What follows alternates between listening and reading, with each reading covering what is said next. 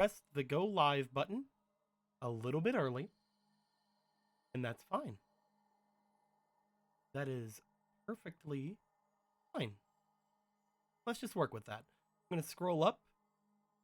I'm going to grab an ignore me, which hasn't happened in quite a while. I haven't had an ignore me for quite a little bit. I might have missed one, but there we go. There's an ignore me. Let's throw down a classic. Throw down a classic ignore me. I think that's going to be pretty fun.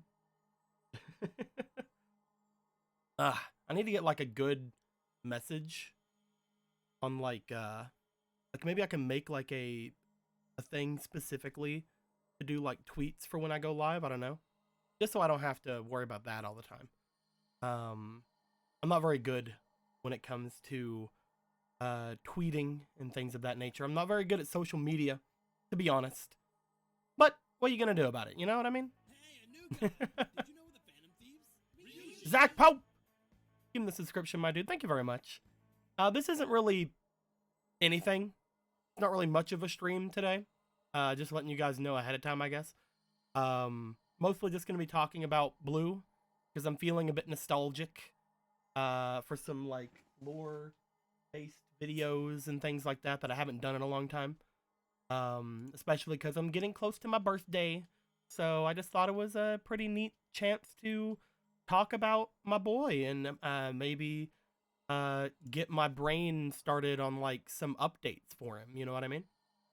Because I'm wanting to talk to some artists, probably Phantom, because Phantom was the one who did the first main Blue image, not like the actual first Blue, because I think that was Fomal. But like the first blue, you know what I mean? Like the first official Blue. So yeah, I'm just gonna kind of chat about him, potentially answer questions about him if people have any questions. Maybe do a couple of reveals about some of the lore stuff, because a lot of things were supposed to come out last year and they still haven't came out, and it's been kind of halting a lot of Blue lore stuff because I didn't do the event. A whole bunch of stuff was supposed to come out like way back last February, like not this last February, 2020 February. So but we all know that things happen, obviously.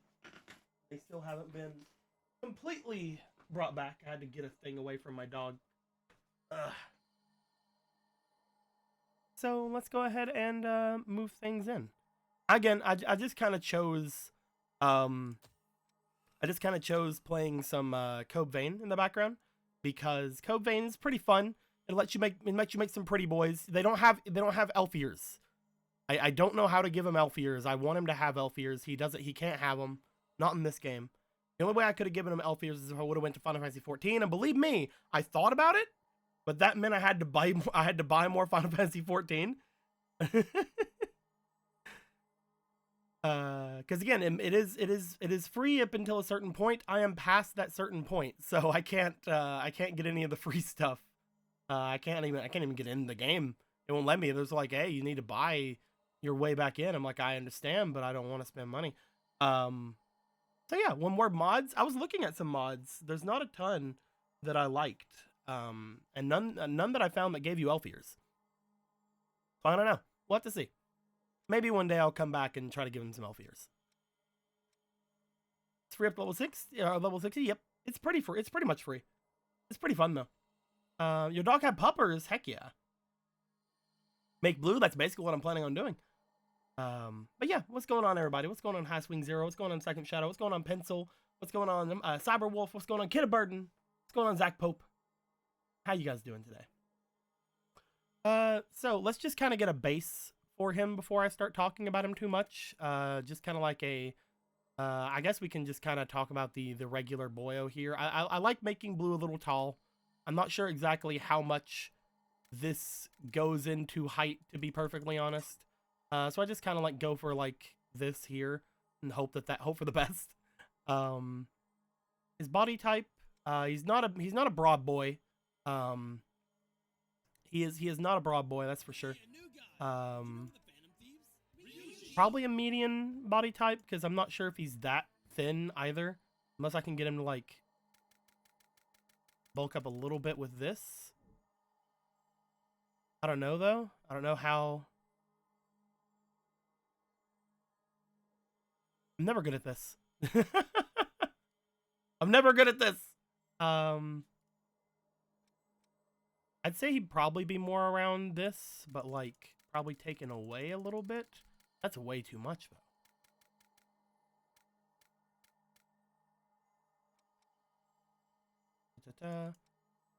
It just kind of, like, goes for the shoulders, right? Tiny head go, you're right. He has like the tiniest head in the world. There we go, perfect. It's actually not him that tiny. Let's just go with body type C, but let's go with a thicker balance here. I think that's fine. Go with skin tone. He is very much a very pale boy, because he is an elf.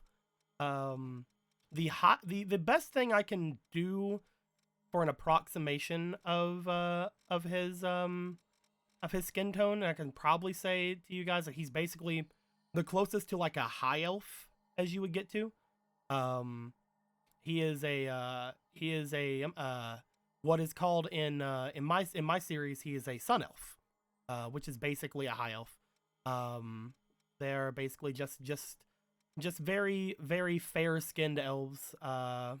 Not like you know, like forest elves or like moon elves or like things like they're fair-skinned, but like I guess technically the others have kind of fair skin. It's weird. This is basically a character design stream using Covain. Basically, it's not really going to be about the design. I'm mostly talking about Blue, and trying to get as close to an approximation as I can in the game. You know what I mean? It's not really, I'm not really designing him because he's already got design, obviously. I'm eventually going to be getting him some better designs. He's eventually going to get an updated design. Again, probably from Phantom. But I would say probably pretty close to this. I would say probably pretty close to this tone. Probably be best. We're gonna go. Hair is very easy in this game because you can just do this. So we're gonna do that because you can add like front parts of hair and back parts of hair in the accessory section. So hair is very easy in this game. Let's go ahead and give him his kind of indigo, kind of dark for the base. So it's something be around like there, but it may look very dark right now, but when you go to the other colors and you go back to like, we'll say sky, and you'll note that it does brighten up decently considerably if you do it this way. Because then you got to go like, oh, well, how much of the hair is the extension proportion? And then you can turn that up if you'd like to. And I'd say it's around there-ish. Like the base is a lot darker, obviously. So that's basically where we kind of go with that. Hair shine. Oop. He can be a shiny boy. Why not? So now seems like they'd be tan. No, there's actually a big reason as to why they're not. In my world. Again, most of my stuff is based off of an old story that I wrote a long time ago. Probably the first ever thing I ever went with. And Summoner Blue in particular is not even a big factor in that story. He's not a big factor at all. So I just thought to be funny. Why not? Ilox, thank you very much for the 5 gift subs, my dude. Much appreciated, much appreciated. But yeah, basically the sun elves in my world take into a fact that they are so loved from the sun that they do not get burned. Kind of thing. They're basically elves that have fair skin, no matter what. They have like very beautifully fair skin that like shines in different complexions. Obviously, there's different like skin tones to them, but the big thing with them is they get no blemishes. They get no They get no burns on their skin. They get no rashes. They get no any other sort of blemishes like that. They have different like skin colors and skin tones, but basically they have kind of perfect skin. You know what I mean?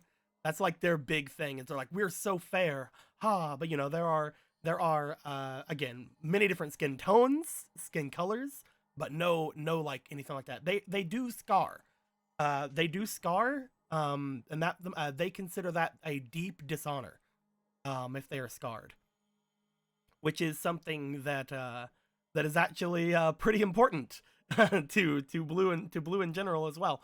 But Sun Elves consider it to be very much a dishonor that if there's any sort of scarring or blemish like that that is mortal made. So they have basically all of their warriors in their like in their society. They are heavily armored. They basically walk around in like almost kind of mechs. But not really. Like plate armor would be considered the absolute bare minimum for Sun Elves when they go off into battle. It's very crazy. So I'd say that out of all of the kind of looks through here, I could be like, oh, look, my uwu boy. But I'd probably say this one would be the best. It's kind of like between the very thin-eyed look and the wide-eyed look. I think this would be not this one, that one. I think that'd probably be the best. And then obviously, give me my amber. Perfect. Although maybe it'd be different. Is there any better yellows? There are no other yellows. Amber is actually very fitting. Because I usually say gold to depict Blue's eyes, even though Blue used to have blue eyes. That's a big thing with him. He used to have blue eyes, but obviously things happen that we haven't revealed. And now he has yellow eyes. Now he has the golden eyes. Yeah. So amber, very very important. We'll go with a very kind of dark for the other side. Let's zoom in on the eyes if we can. Can we go? It won't let me. I can't go up. It won't let me go up. We'll make his eyes a little bit bigger. That sounds fun. Oh, that just changes the pupils. Okay, we won't touch it much. Cross-eyed? Oh, okay. We'll do it like that. He's got some life in him. We got to give him some life in his eyes, obviously. And again, I've said this a few times before, but Summoner Blue is obviously very different in the lore than I am. The stream version of Summoner Blue is much different than the actual like lore version of Summoner Blue. So what are you doing back there, Dante? What are you doing? Dante, stop growling. I'll beat you up. Buddy don't want to play with you. He's growling at Buddy because Buddy is not wanting to play with him. I'm also sorry, by the way, for my voice. I'm still getting over my cold. I feel a lot better today. Thanks for asking. But I'm still getting over the cold, so it is still somewhat a bit of a thing. Yay, Anime Dark Souls! Yay! Well, we're not actually playing the game, Eggy. We're mostly just going for things here. Is he a cultured boy? I would say he would consider himself very he would definitely consider himself a degenerate among his people, if that's what you're asking. He definitely does not enjoy a lot of other things. We'll talk about that again. What are you doing? Stop it. You don't want to play with you. Gives tea to Blue. Thank you very much. I have actually a tea and lemonade thing here. I'll drink the rest of it for you. There you go. We'll go with that because it's a little bit, yeah, a little bit clearer. I also have a clothing choice that I really like from this, at least the upper part of. The lower part, not so much, but the upper part is very blue. So we'll kind of get that down as well before we move on.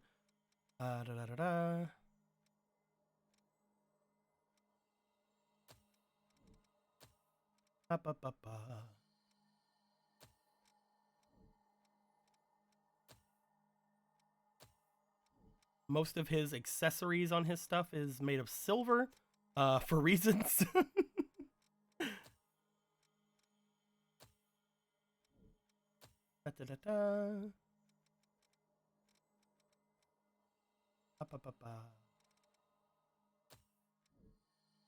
Yeah, this is I kind of like these. Again, I don't like the shorts that come with this, but this is the best approximation of blue. Probably if we just keep a thing on the top here. Oh, that's how I go up and down. Okay. Do it. I got Pet Commander Buddy. He's all the way over there, guys. Come on. I won't do this much today because again, I'm sick. I don't want to get up and down.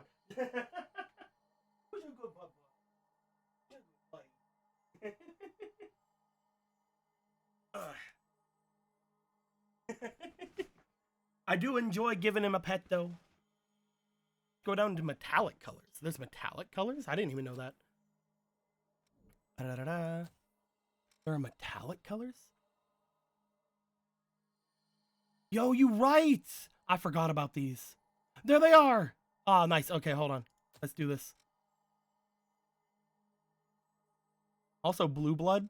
Why didn't you have that in my freaking hair colors, bruh? What's wrong with you? I don't think that the accessory parts can be metallic, unfortunately. Yeah, it doesn't look like the accessory parts can be metallic. I didn't think so. But yeah, you can make the actual like shirt itself metallic. Like if you wanted to, you could like make it like this. Unfortunate. But yes, go ahead and make that better in the silvers. There we go. Again, I just wanted to get an approximation, a sort of look on what the colors would be. This obviously isn't Blue's cloak, but you know, it's as close as we're gonna get in this game. Also, Blue doesn't wear a purification mask. Didn't know if you guys noticed that one. There's no purification mask in his So, though if he did wear one, the mask frame would be as tiny as possible. All right, so we have a good base. Let's work on getting the rest of his stuff together. So, I wouldn't say Blue puts a absolute ton of work into his look. However, I would say that, especially after getting summons that help him out, his narcissistic nature would be to look as good as possible, especially since he has people he can trust around to help him with it. So he would probably take some good care in his appearance. Recently, at least. In the beginning of his story, probably not. But after getting his city, he'd probably give a little bit more effort into it. So I'd say he probably has some pretty nicely tweaked eyebrows. Da, da, da, da.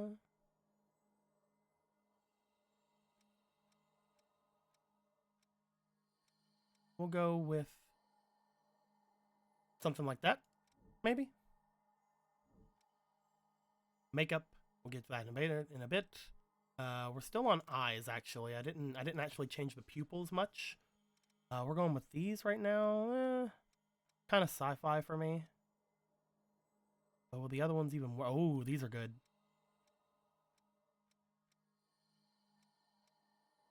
I'd say that one. That one would be pretty good. Da-da-da-da. You can give him heterochromia if we want to. We don't need to.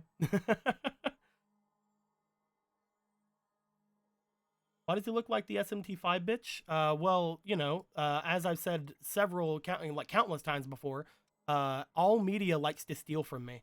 So, but no, that's because we haven't given him his front part of his hair and stuff yet. So if we go to accessories, we'll be able to see like there are hair things you can give. Like right here. For example, the big one that I do like, I think, for Blue is giving him this sort of a part, kind of giving homage to the idea of what we had him go earlier, which is the get a lot of hose haircut. um,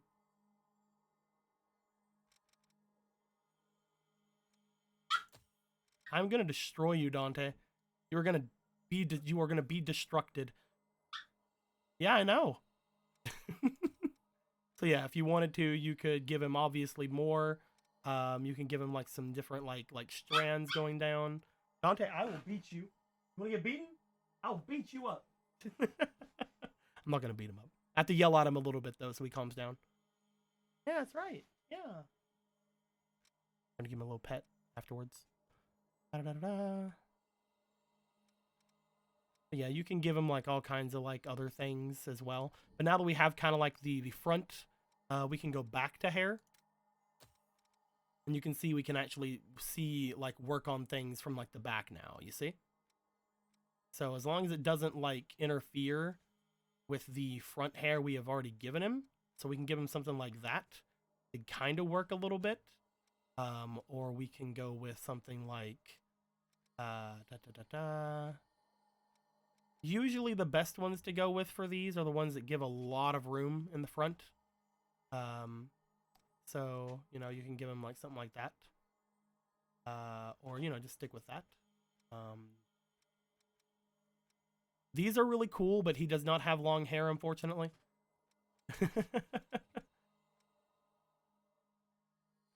Oh, yeah.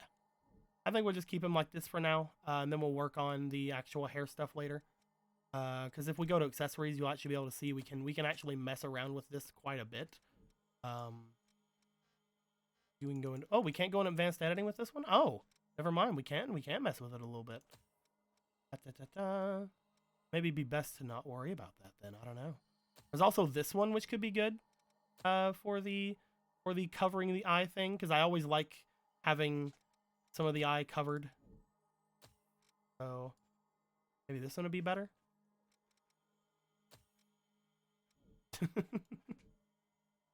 You know. Your roommate kitten just ran off your underwear. Ah, geez. No hentai protagonist hair? Nah, you can't get that in this game.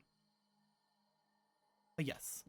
Basically, the idea is to give him before his whole thing was, you know, hiding himself, and then once the Dictator Blue event happened, he started showing himself a lot more because he was in a much different state. And then at the very end, he got super vulnerable with his companions. He got super vulnerable with his summons, and they chose to stay with him. So then he started being a little bit more out of his shell, kind of thing. His entire kind of journey is meant to kind of mirror my journey. If you if you didn't notice, you didn't notice that he is a sort of stand-in a little bit. But again, in the grand scheme of things, in my original like story for all of this, he's not actually a big player in it. He is a kind of a big player, but he's mostly a backstory kind of player with all of this stuff. Eyeliner? Oh, give me the fucking eyeliner, man. You give that to me right now. Give it up. I don't even know if there is even eyeliner in this, but he's got it now. No one can take that away.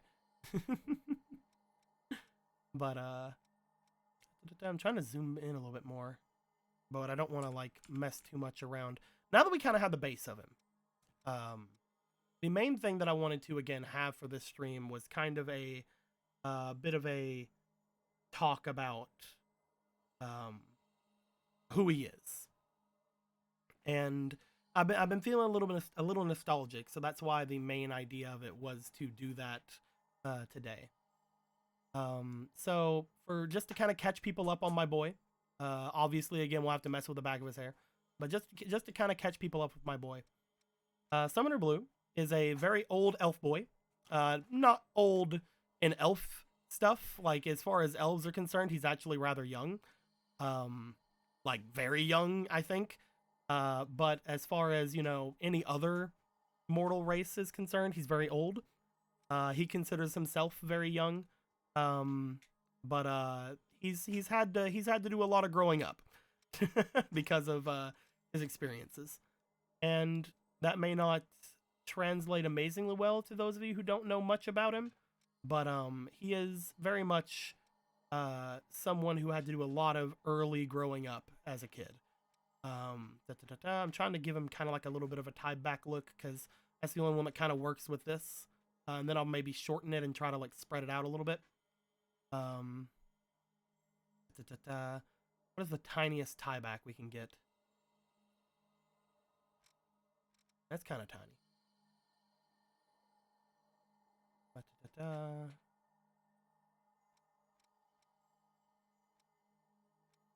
Maybe something like this, and then kind of like push it into the.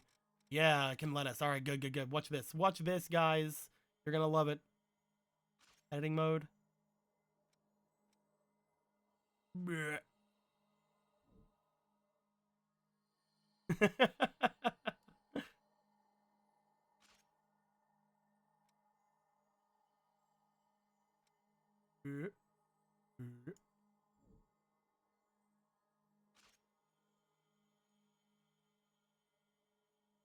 Da-da-da-da.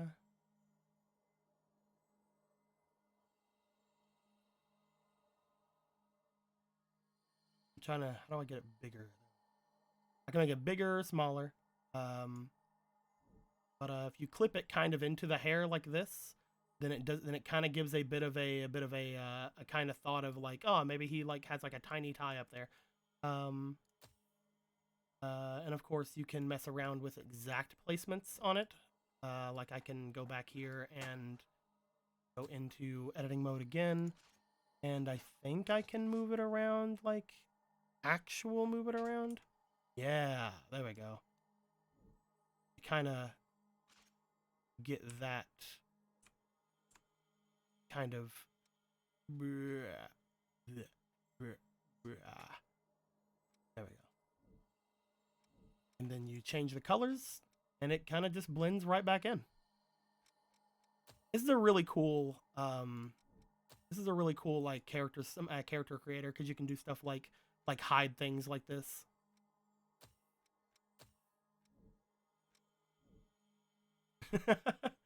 You can kind of hide it a little bit.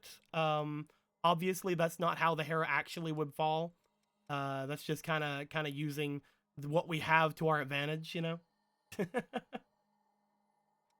Kind of just using the technology to our advantage here a little bit.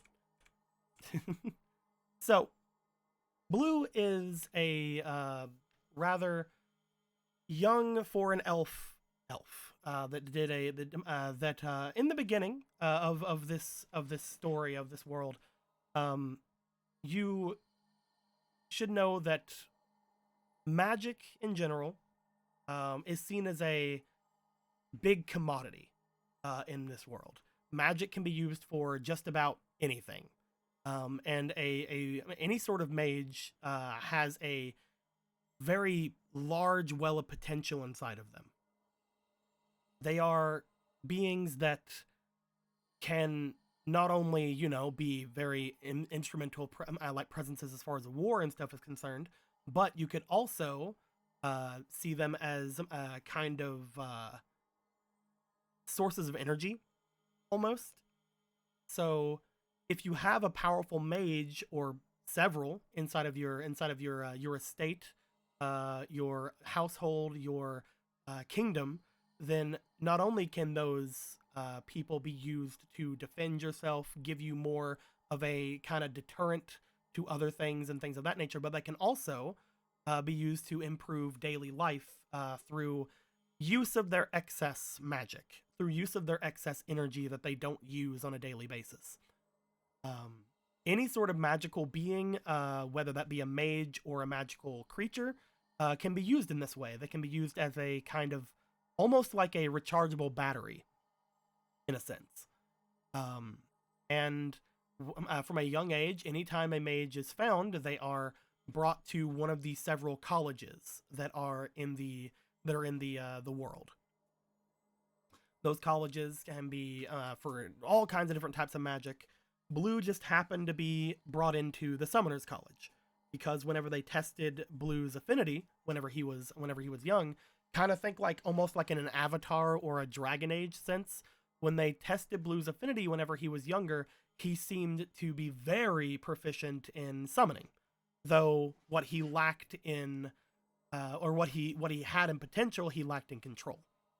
So whenever he was made to summon something, he summoned a Coatl, which is basically a humongous deal because it is a being on the level of like a draconic being.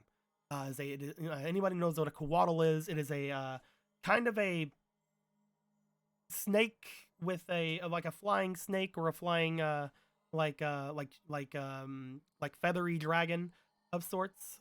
He summoned that, which is absolutely insane. It's like you don't even know what you're doing and you summon a Coatl, but then the Coatl kind of went a little bit, and it's like, oh, okay, so you can do something like that, but you can't tell it to do anything. So like he summoned the beast and it didn't really do anything. So they're like, okay, well, you're still a summoner, you're really talented, so we're gonna throw you into summoner school at the highest rank you can be going in. So he got brought into the summoner school as a white-robed summoner, which is basically just like, oh, you are absolutely fantastic. Your potential outranks some of the teachers' potential. You are absolutely crazy. There's only a couple of people like you in the entirety of everything. And it's like, okay, cool. And he was like, oh, this is super cool. This is great. Normally Blue would not have been taken. But his family line didn't need him. Because Blue is, again, Blue would have been a kind of a bit of a nobleman, not really. Like again, he's a sun elf, so they consider themselves all very big deals. So as a sun elf, Blue normally would not be taken, but the family didn't have any need of him. They're like, yeah, take him, get him out of here. get him the fuck out of here. We don't care.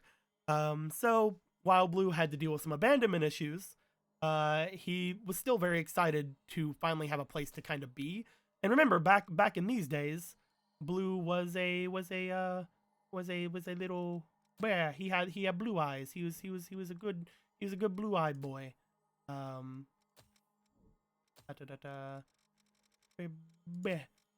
Bright-eyed, bushy-tailed, blue-eyed boy. And he started off as a white robe summoner. So, wow. He was very young whenever he was brought into this.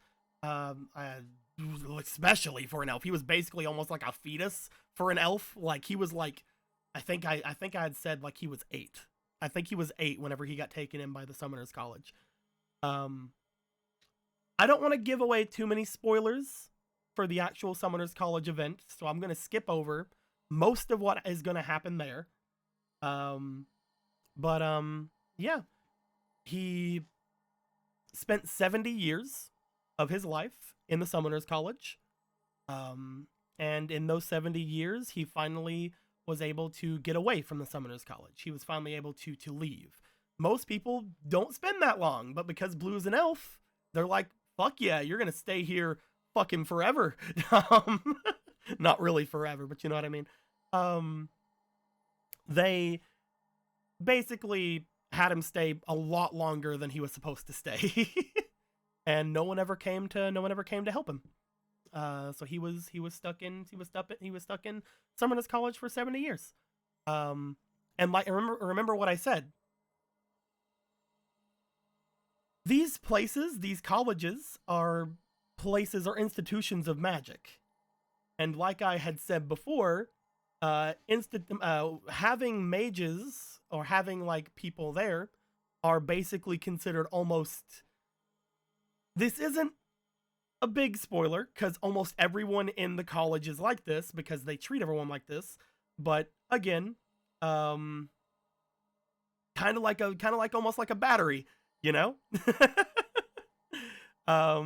Basically, if you have a mage, especially a powerful mage in your household or your kingdom or your territory, then you can use their excess magic to basically be energy. So for 70 years, the Summoners College was using blue. A lot of those years without his consent. A shit ton of those years without his consent. So that's basically where blue is on the kind of scale there.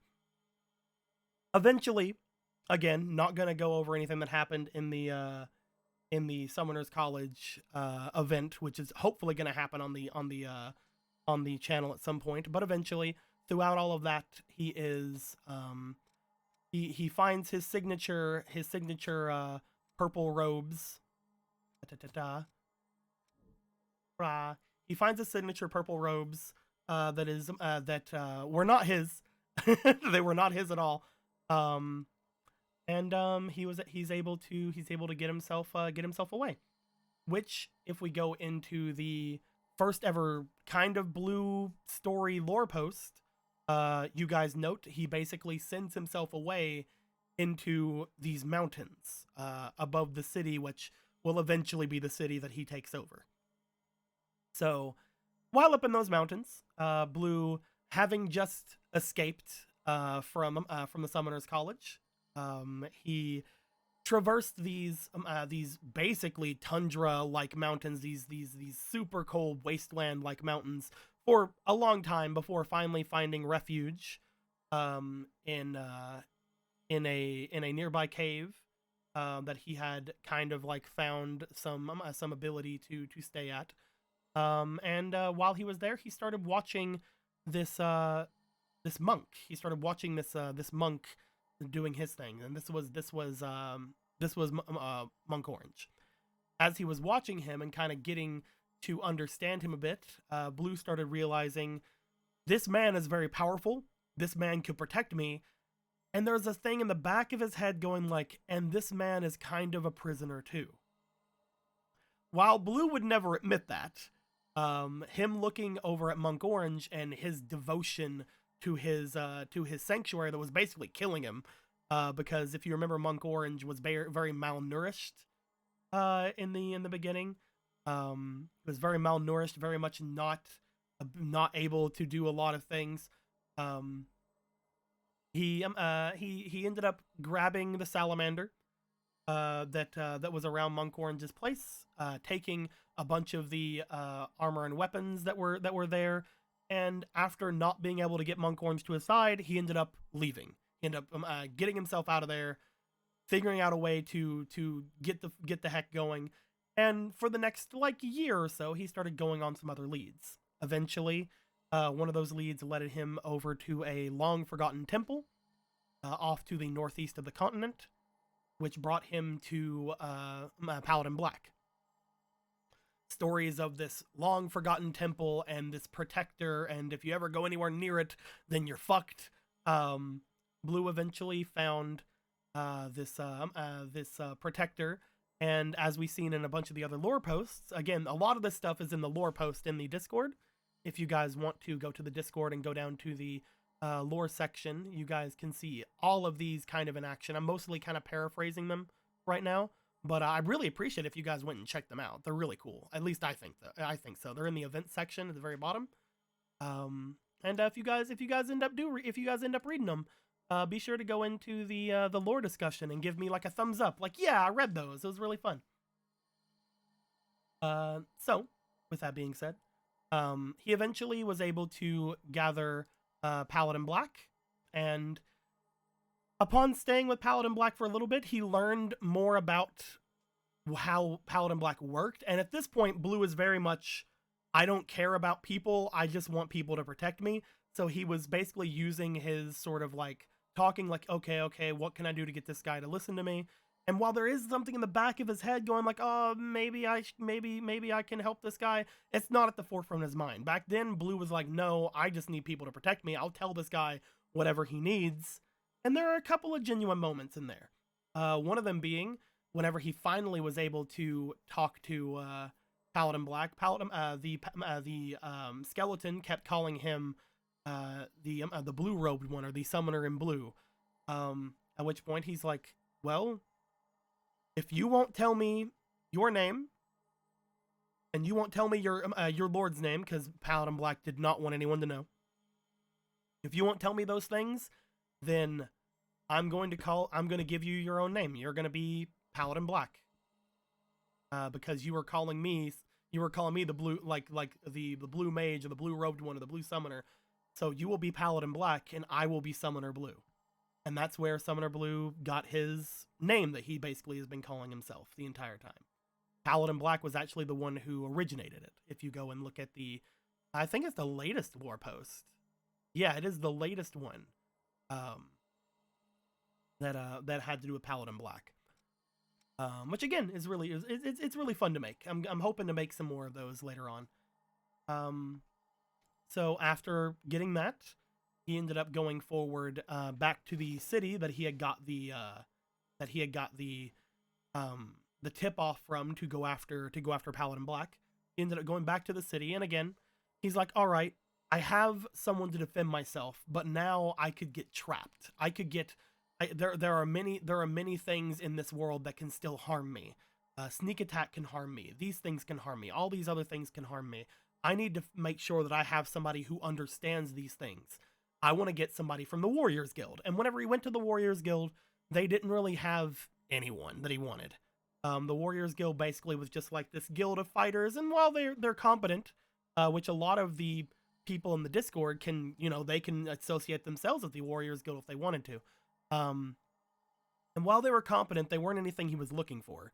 Until finally, he thought about this blade that he had gotten back whenever back whenever he was doing things in the monastery, and he had thought about all these different things, and he had donated this blade to get to somebody. He had heard about this thief that basically had been stealing everything.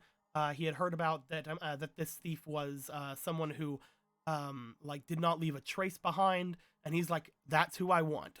So he ended up getting this blade, really hyping this blade up to no end.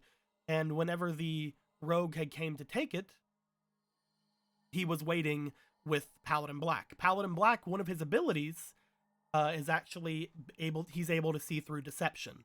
So even though Rogue Purple, which is what he's eventually called, can make himself go invisible, Paladin Black can see it.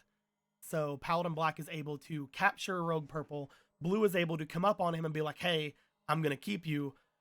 But what Rogue Purple did not let on is that, oh, yeah, you've totally caught me. Did you catch all of them? And it's like, whoosh, this big load of people. Because Rogue Purple is kind of like his own, not Robin Hood, but kind of like a similar concept. He is a not only just one man, he is a man that has gained followers. He has gained a following of bards and rogues and other people who are more guilesque. They definitely have like their own kind of like guile and things like that. They jump out. They take both Paladin Black and Summoner Blue by surprise, and that's whenever negotiations start. Through the end of it, we don't know exactly what happened in the negotiations. I'm actually probably gonna make a post about that soon, since that's the next one on the docket. I didn't want to until I reveal Blue's name, because it's gonna be revealed in that. So I don't know if I want to. The big thing is, like, no one's really gonna care about Blue's name until probably the final part of the current event that's happening, which has been put on hold for like half a year. We'll get to it. We'll get to it sometime this month, I think. I really want to get that done. Basically, throughout that conversation, he is able to forge a pact with he's able to forge a pact with Rogue Purple, then having Rogue Purple on his side. However, the pact guaranteed that even though Rogue Purple and his thieves and bards and all of them are connected to Blue, those people are still Rogue Purples. They entirely listen to him. They will not listen to Blue. So that's whenever Blue first learned about a very powerful feature of his orb, which he had stolen from the Summoners College. He didn't really know too much about it before, but upon bluffing basically to Rogue Purple, he learned that he didn't have to enhance all of his summons immediately. He didn't have to give them all of his power. He could instead give them just a fraction of it. And so while he gave Rogue Purple a humongous connection to it, he only barely connected himself to the others. And upon getting that in his head, he's like, okay, I think I understand what I can do to get that monk now. But he still has to wait. He's still seen that monk go crazy. He's like, no. I'll get him whenever I feel like I'm ready. And until I'm ready, I cannot go after him. So at which point he basically goes through the motions. He makes his way to try to figure out what else he needs until finally he realizes, I need a holy man. I need someone who is able to not only protect me, but also to heal any injuries that we might have. I need a paladin, like a true paladin. I need a holy man. I need a priest. I need a priestess. I need someone spiritual. I need a cleric. I need something like that. And so he did different than what he usually did. Upon this point, he's like, people now know about me. People are kind of understanding about me. And through using the rogue's influence, he's able to spread his name far and wide throughout the city until finally he's able to get people to be like, oh, is this the guy who had the sword? Oh, it's the guy who has all these freaking powerful weapons, and it's the guy with the giant fucking skeleton man. So the giant skeleton man part is probably the biggest part to that. Whenever he spreads his name around, he's like, I'm looking for a man of the church. I'm looking for a man of holy protection. I'm looking for someone who is able to gift me the holy protection I deserve. And he did this all under the guise of forming a party, basically. Unbeknownst to them, he's like, no, I'm not forming a party. I'm going to take you for mine. You're going to be mine now. But they don't know that. 1 second, please. There we go. I wanted to give myself a little bit of a cough because my throat was still getting clogged up. So, upon doing that, a lot of people showed up because, again, they think that they're trying to join this famous adventurer. They're trying to join this famous adventurer, this very wealthy man. They're trying, like, oh, we need glory and God and holy virtue and yada yada yada. And a bunch of people join in. And whenever they get there, it's basically the idea of, who does Blue want? Because now he has choice. Now he has the ability to look through all these things, and because of the rogue and the rogue's compatriots, he's able to understand who these people are. So after gaining the names of all these people who want to join him, he actually looks into all of them. He uses the rogue to look into each and every one of them to see what their merits are, how strong they actually are, who he can bend to his will more than any of them. Who is going to be powerful enough that he can use them, but with a personality where they won't immediately betray him. And going through, he eventually learns of this fantastic holy warrior, this big man completely cloaked in holy armor. And whenever he shows up, it's basically like, this is the best one I can find. This is the one man who's gonna be like the craziest freaking priest / cleric / paladin I can ever think of. However, he learns that this man probably would have a problem with his others. So his current people are himself, who is considered a fugitive, the rogue, who is considered, a thief and a person who is completely controlling the underworld of this place, and the fucking undead skeleton man who serves a god that no one's ever heard of. So he's like, not you. And they end up turning him down, and it's a big deal. Everybody's like, did he just turn down the greatest fucking knight in all the land? And the guy takes it so fucking seriously, like, you son of a bitch. But he is turned away, and upon doing so, that it brings the position up to a higher prestige. That man wasn't enough. What else can we do? And then Blue learns of a certain cleric. She makes her way to everyone, and upon showing herself, she doesn't immediately throw him into the idea of holy person. She doesn't feel as if she is connected humongously to any deity like all the others. She has no true connection to the holy. However, she's still able to perform miracles, and no one is able to figure out how. No one figured out exactly how or why. And Blue, to an extent, still doesn't know, even as he's trying to pick her. However, when she shows up before him, she has a creature with her that immediately triggers Blue's fight or flight response. And that creature is a blue is a blue-footed booby named Bernard.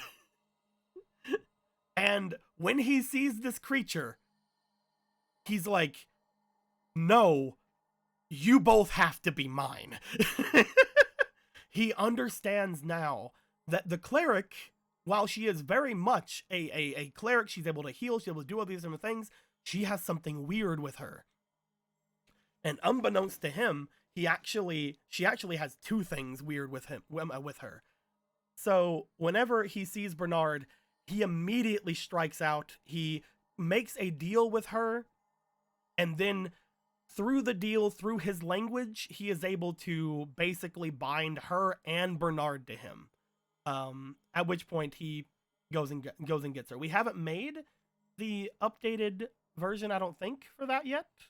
I think we made some sort of an updated version to it, but it wasn't the be all end all that we've had before for a lot of our stuff. But it was definitely something. As he learns about Bernard, he also learns more about her, and he realizes this is the person that needs to be with me. Not only just because of Bernard, but because of her ability and because of her personality. He senses something about her that kind of would help him, that would complete his kind of nihilistic thought of the world. So, upon, giving his side of things and some bit of trickery in his words, but not as much as, you would think at this point, he's able to get on Cleric Pink and Bernard. And he's ecstatic about this because he immediately makes a bond with Bernard. And what he hasn't let anyone really know yet, which did come out in the Dictator Blue event, which is like canonically like a year after this. What he didn't let anyone know is that whenever he gets a new summon, he gets part of their power. The orb actually gives them, obviously, part of Blue's ability, like they connect him to him, and he's a fantastic summoner, even though he can't control them. So it does power them up, but he also gains something from them as well. So whenever he gets Bernard, he gets this understanding, but he also gets this other presence about him.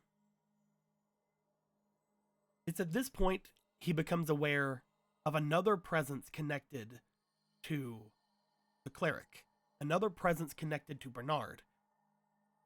He doesn't know exactly what this presence is. He doesn't know who or what could be something that even compares to these two, as far as, people left in the city. And that's when he realizes this person is not from the city. The cleric is very vocal about it, and immediately Blue senses the danger about this, as the cleric tells him about the jester. The one who is connected with her not only through a bond, but also through love. And while he is shocked of this, he immediately goes into oh, Tell me more. Hey, a new guy. Did you know we're the Phantom Thieves? Oh, thank you very much for the subscription. Much appreciated. So, upon learning of the Jester, Blue is told basically what the Jester can do from the cleric. He is told that the Jester resides in his own dimension, the D dimension he calls it, and in the D dimension things are strange. The D dimension can somewhat recharge him. The D dimension can somewhat give him purpose. There are fantastic items in the D dimension that he can use to not only change up his ways of fighting, but also give him more ability around that place. If he were to ever fight someone there, he would be nigh unstoppable. And again, the thought that this powerful mage is inside of is connected to the cleric whom he just tricked sends a bit of a shock through Blue, because he's like, I might have just made a powerful enemy. I might have just made a humongous enemy of someone. So he spends the rest of his time learning about the Jester, trying to figure out about the Jester, and upon hearing everything he can, he goes, okay, the cleric doesn't hate me. I didn't do anything horrible, at least to her, even though in his own eyes, he's like, if the Jester knew of this orb, then bad things. But he then realizes, if I were to put the cleric in danger, the Jester would appear. The cleric is now connected to me, which means if I were to put myself in danger, or even Bernard in danger, the Jester will appear. Upon this revelation, he gets the context in his head. I know what I have to do. I have to complete my thoughts about getting my summons. I have to complete a couple of more tasks, and then I'm ready for the monk. I'm ready to go after him, because even if we are not able to stop him, this powerful mage is in the background. This powerful mage can stop him. So he goes off. He finds a couple of other summons around. Goes adventuring with his party. He finds a gargoyle that him and the cleric establish a bond over. This gargoyle is named Plumpy. She is able to basically imprint onto Blue and onto Pink as they're their masters. He is able to again train up the salamander to a point that the salamander is now rather complacent with him, given the training that the others would do with it. And finally, thanks to the rogue's information, he is able to find an Undine, which is a water spirit that is able to do many things that is able to protect Blue. We learn later on in the story of again Dictator Blue that Blue actually keeps the Undine on him at all times. The Undine is basically able to be like a film over someone and give them protection in the form of like a 5e thing. It would make him harder to hit and harder to see, for example. So with these three spirits with him, and with the idea behind this, he has now upped himself to 4 spirits of nature, like 4 animal spirits, and all of these summons we had just mentioned: Paladin Black, Cleric Pink, Rogue Purple, all of the Rogue Purple's companions, which are not incredibly on his side, and of course we have Bernard.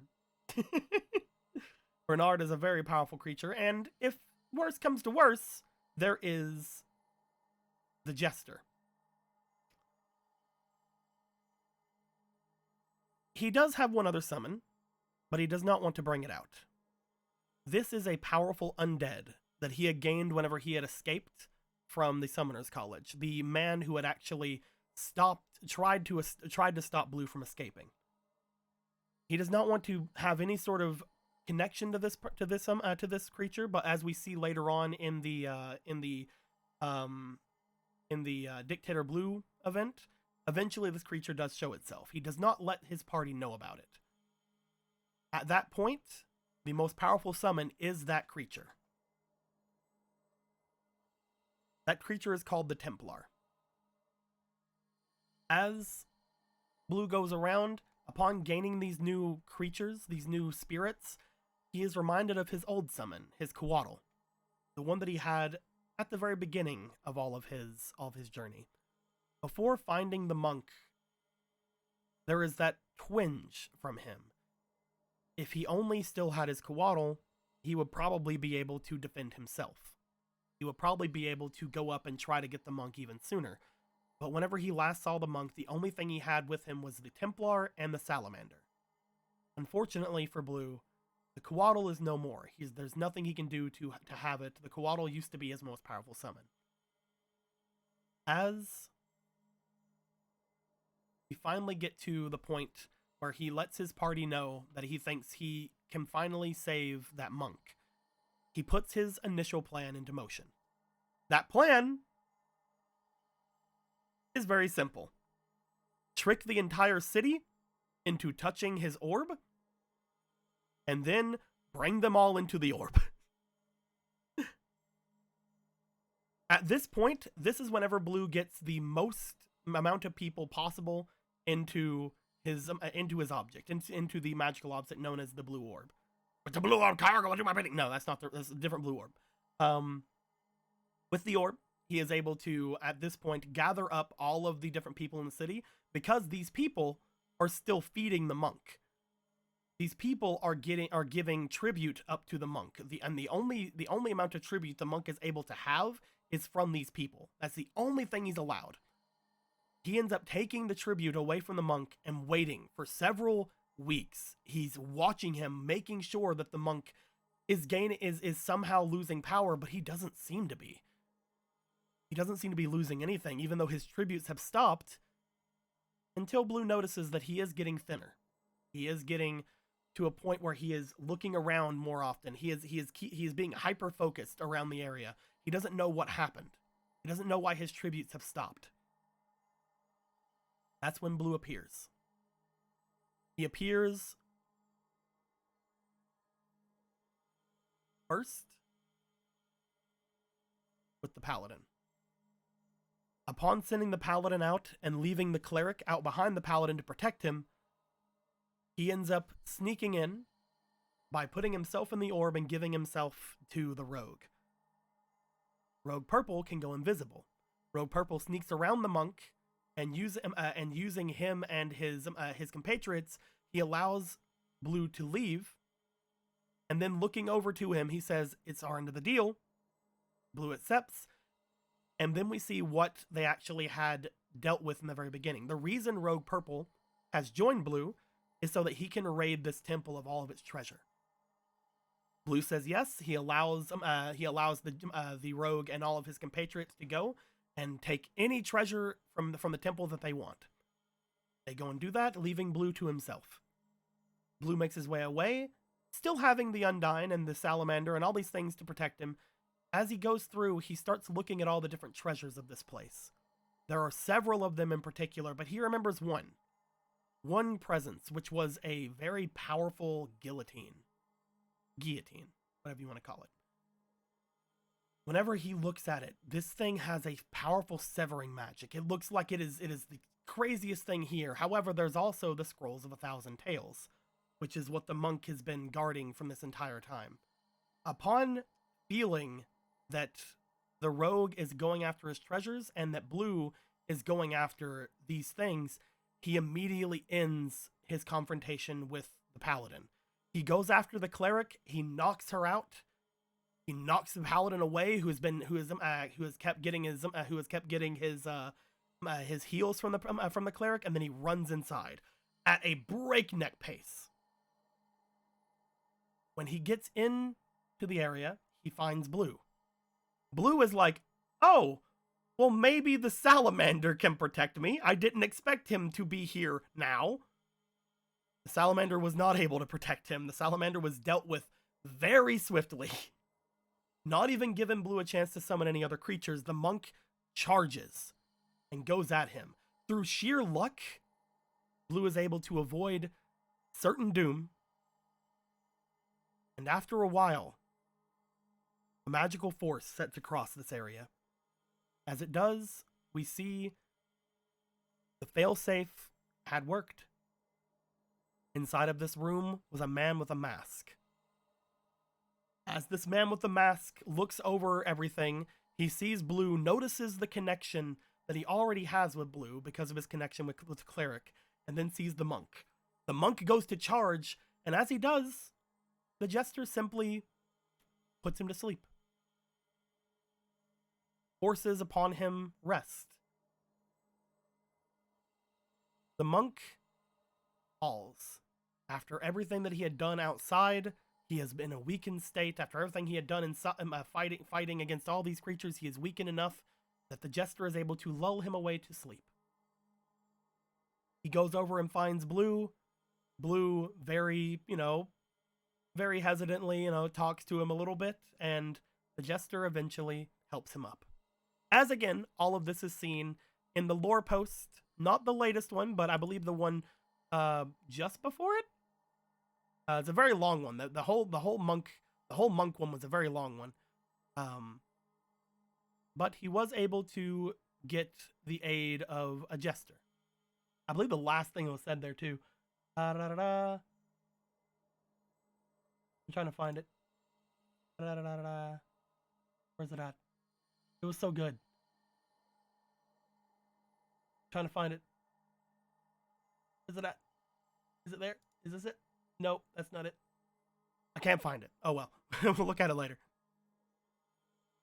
But as he had done this, Blue was finally free.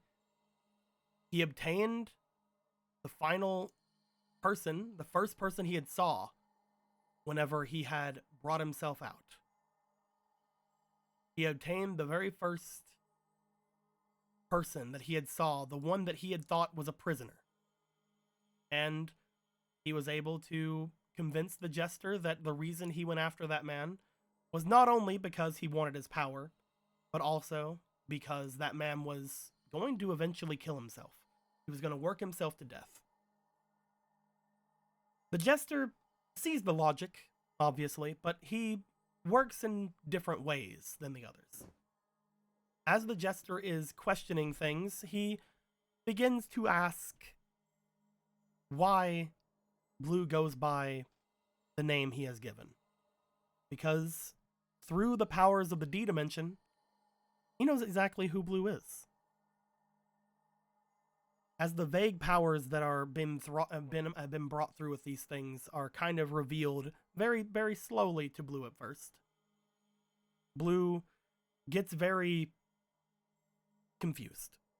There are things that the Jester sees, but also things that are much different. The Jester explains he doesn't see everything from this world.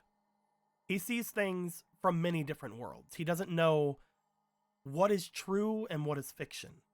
He can only go based on what he sees. As he's talking with Blue and the two of them understand how things work, he lets Blue know, I know that you put everyone in danger just to get me to show up, by the way. That's why I showed up. And as they have their conversation, eventually it is let known that the Jester does wish for the power that Blue can give him, but mostly the reason he wants to join Blue is not because of the power, and it's not because of the cleric, it is because it's interesting.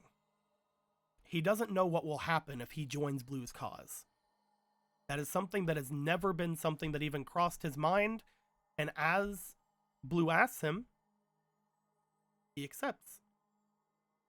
Upon accepting, the Jester seems to have awoken.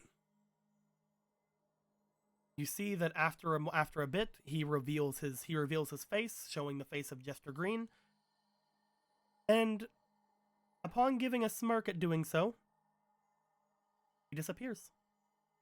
Jester Green then continues to give aid to Blue on their adventures. He shows up a lot with the cleric, making a note to her, and the cleric also making this note that this is the longest he would ever probably have been in the main world. The mage very much lets Blue know that he is not a mage per se. He is one who has been so affected by the items and things that are around him that he is not sure exactly what he is. He is a user of magical items and enchantments. And while he does have magic himself, it's not through any want to be a mage. It is not through any birth to be a mage. It is not through anything of the sort. Upon gaining Jester Green, Blue brings himself down to the city below, shows everyone the monk. The monk is then given a lot of care by the cleric, by everyone around him, by the people of the city. And as this has happened, Blue decides to declare himself the leader of the city. Upon letting everyone know that he has basically bought out the city from the leaders that had it before, the leaders, of course, being people who allowed the rampant use of thieves around the area, the hunting of magical creatures, the taxation of their farmers and things of that nature. Upon letting them know that he is now considering this place his, they at first go, hey, the kingdom to the south kind of owns us, so, this is a problem. He's like, well, yeah, but they can't really own a ghost town, so you're mine now. Everyone goes, fair, okay. The conversation happened a lot over the course of a long time, obviously, but no one really could fight against it. The old leaders had already made their way away. Any who had refused to stay in the orb had made their way away to let anyone know of what had happened, and the others let them, because any sort of talk to anyone, no one's going to care about a small city being taken over and such a long way away from the kingdom. And Blue knows small things to this kingdom do not matter in the slightest. So he takes over the place. It is renamed to the Great City of Kepton, the Great Walled City of Kepton. And as the new ruler / mayor of this place, he ends up changing a lot of the area around. As we have again talked about in lore posts, he brings a lot of fortune to the city by creating large amounts of vines and things from a spell that he had learned in the Summoner's College to summon forth deviled vines. What is going on over there? One of the other dogs is barking. With these deviled vines, they bring fruit and other sorts of vegetables and things to the forefront of everywhere. Blue eventually learns, oh, well, this will ruin the farmlands, and he's like, we're not gonna. He ends up cutting back on them, but through the diplomacy of the farmers, he is able to find a good mix of giving them access to his vines and keeping some in the city. So it basically ends a lot of the hunger that was going on with them. Instead of telling people they can hunt the magical creatures from behind, from the grove behind the mountain, he ends up making a large opening to the grove behind the mountain, and he gives every magical creature behind, they have the choice. If they would like to go through the tunnel, they can gain citizenship in his city. It gives them full citizenship. Any that are able to talk with him, any that are able to be somewhat fluent enough to be able to work with him, they just have to touch the orb. Any who touch the orb can have any of the bounty that he has given to the city, anything that he can do. The big problem is not a lot of people understand that Blue is, of course, gaining magical power. As we said in the very beginning, if you have magic, you can use that magic in any such way. Any sort of excess is able to be used as almost like an energy source or a battery. So him gaining more and more magical creatures, he's not telling people that any of them are affecting him, which they are. As we go through the city building aspect to all of this, eventually Blue feels confident. He feels understanding that there is nothing that can beat him. He learns about a power off to the north, something that is sort of in his dreams, something that is familiar to him. As he goes to the north with his associates, he finds this tadpole-shaped island that he very affectionately refers to as a tadpole island, because he ends up talking about the actual like continent itself and the kingdom of Coronis, the largest kingdom that is apparently who everyone's telling on him to. He calls the kingdom of Ghetto because the country they live on looks like a big frog to him once he saw a map. So this tadpole island, as he dubbed it, is definitely a worthy attack from his point of view. He makes himself off to the north, going over toward this tadpole island, and upon getting to the tadpole island, he eventually... Give me a second. What is going on back here? Hold on, I'm gonna go see if those dogs are stuck or anything.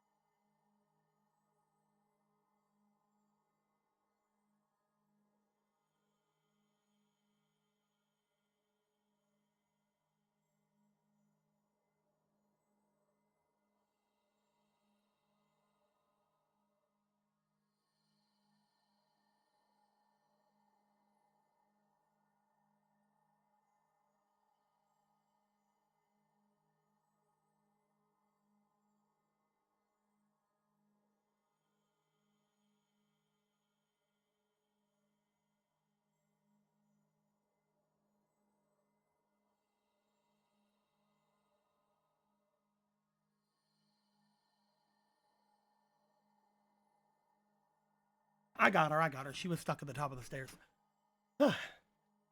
Hopefully she doesn't just go right back up there. Alrighty. What was I saying? Alright. He learned of this great power up at this tadpole-like island.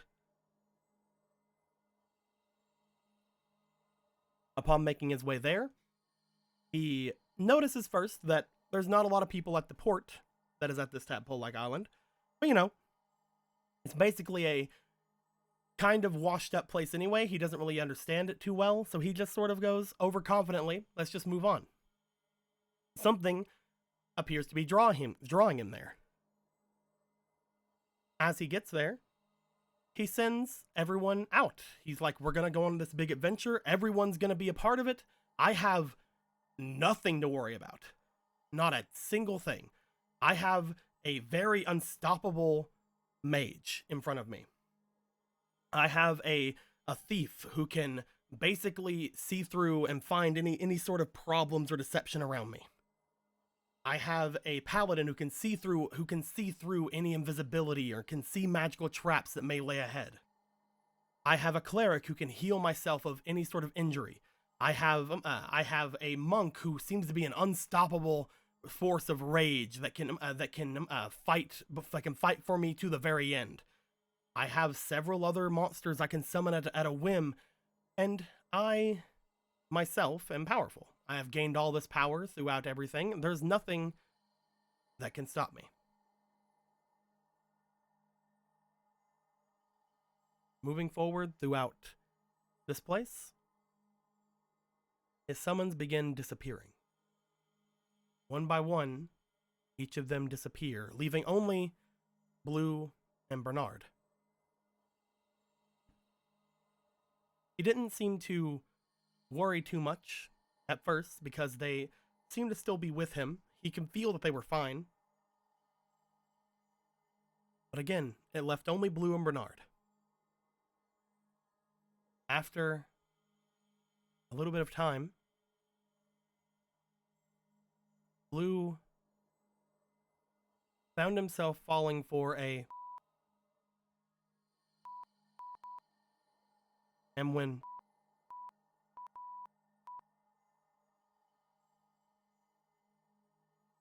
it was unfortunate, but whenever he looked back at, he mostly just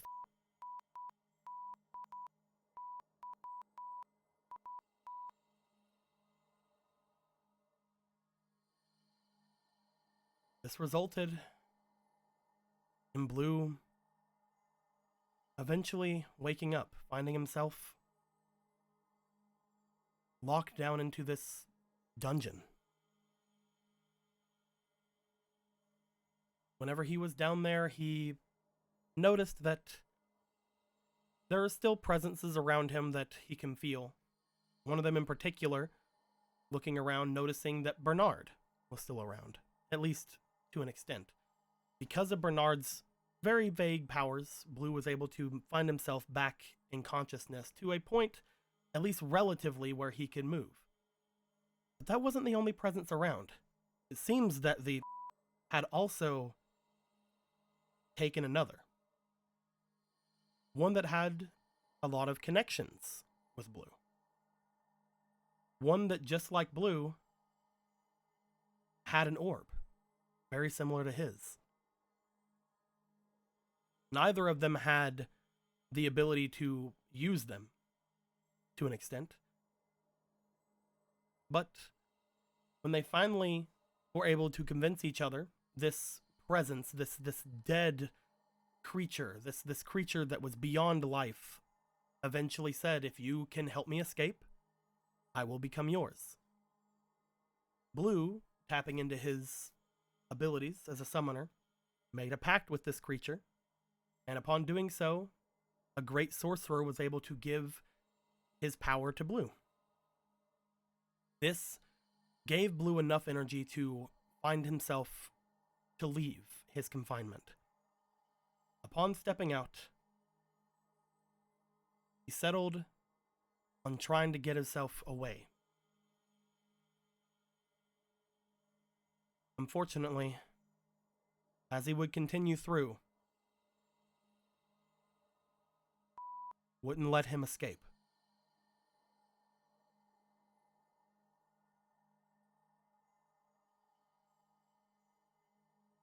He wondered why. But there was nothing that could be done. He had to find a way out.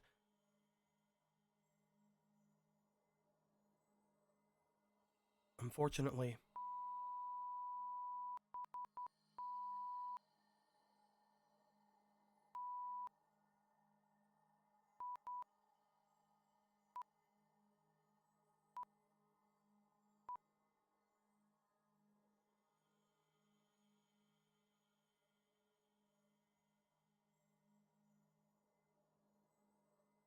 this leads directly into the Dictator Blue event, which, if you guys have been on the channel, you guys know all about.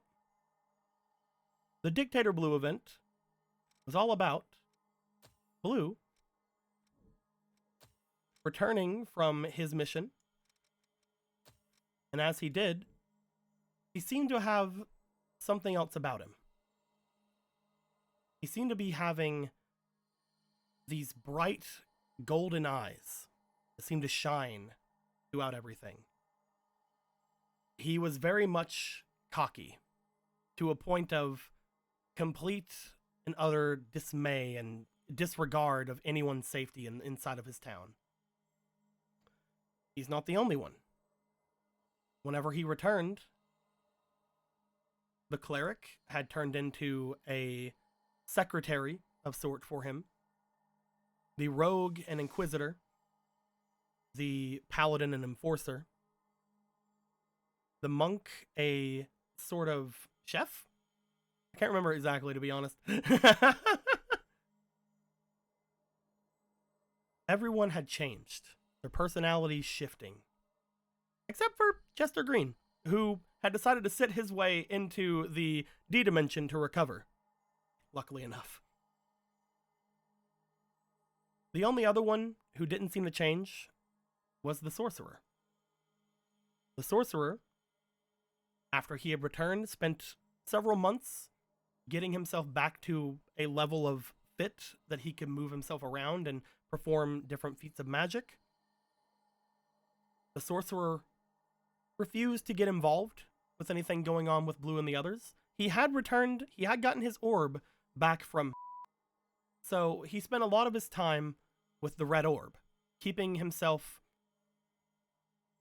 separate from whatever was affecting Blue.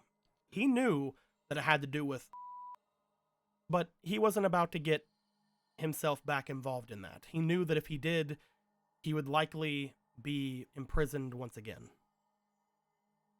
So it all played out the way it did in the event.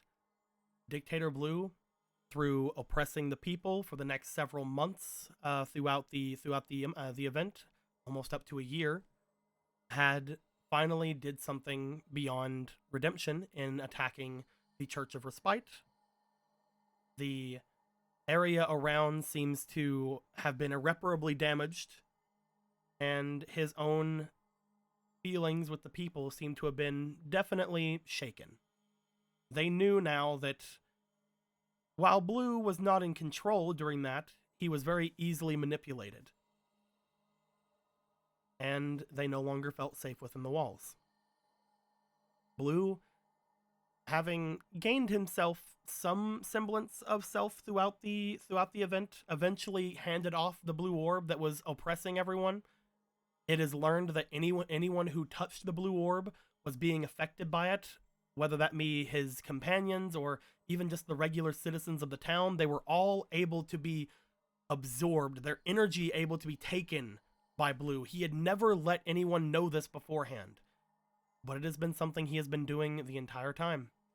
This energy he is able to take from the people is able to, at an extent, cause them to become catatonic, even falling over in exhaustion.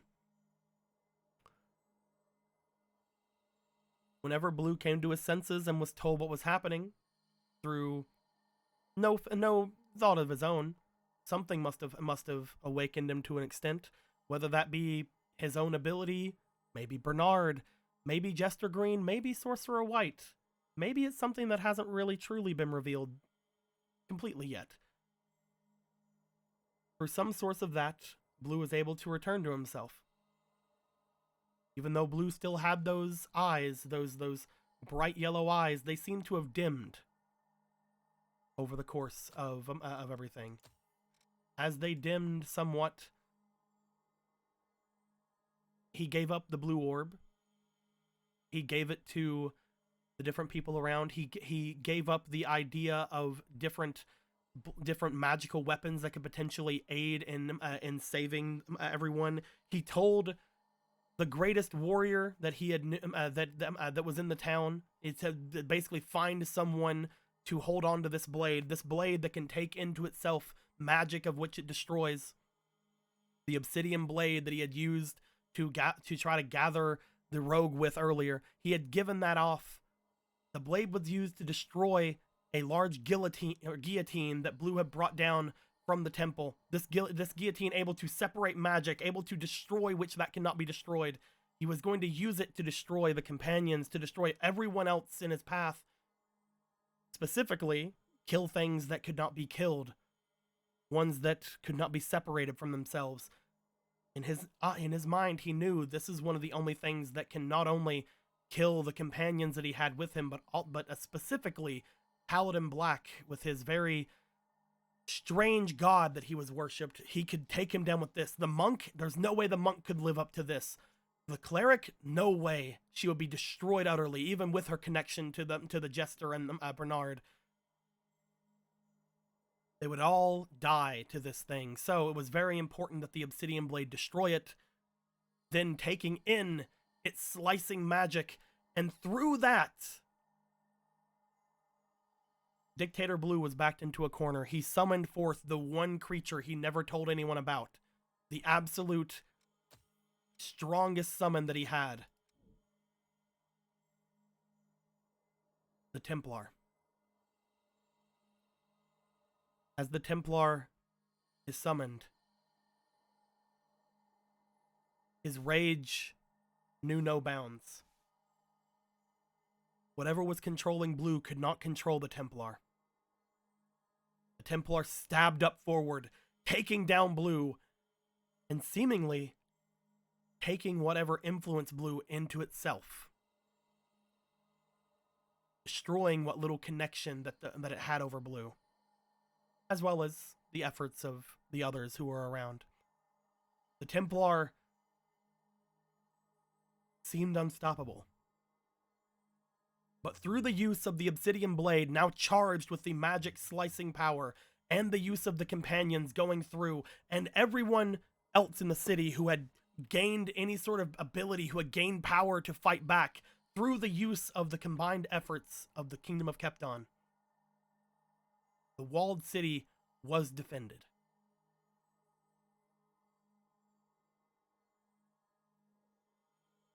Blue was saved, brought back to his mansion,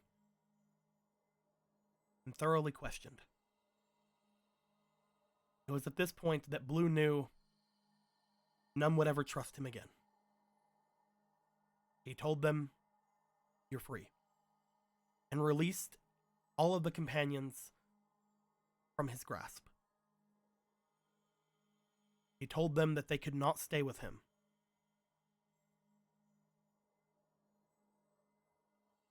If they stayed with him, he could only protect them if they were connected to the orb. He could only protect himself if they were connected to the orb. They asked him from what? He couldn't say. He couldn't tell them. They asked him from what? He finally gave in. The college. The Summoner's College, the place that he had made himself away from. The place he had finally escaped after 70 years of being their puppet, being their battery. The blue orb was one of the only things that was keeping them from their look, from their guise, from their gaze.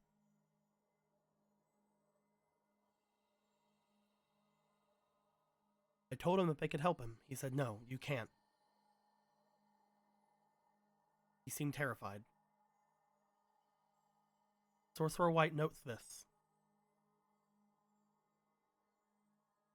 The others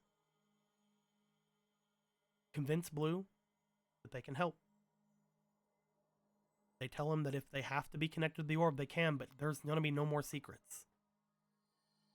Throughout their adventures, they actually did gain some sort of trust in him and some sort of a friendship. Blue, seeing them come back on their own free will, nodded.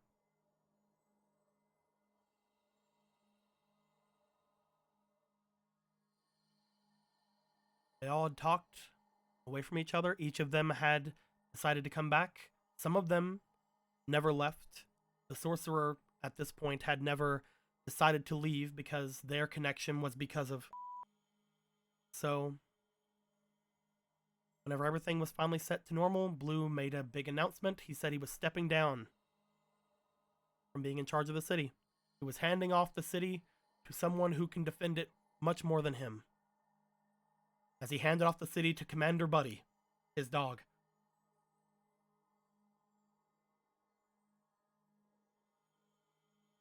After making a joke about being king and people throwing food at him. No one thought for a moment that Blue was actually giving everything away. They're like, "Yeah, your dog, fucking great. You're joking again. We're gonna kill you." But in Blue's mind, he has given away the city. The city is no longer in his control.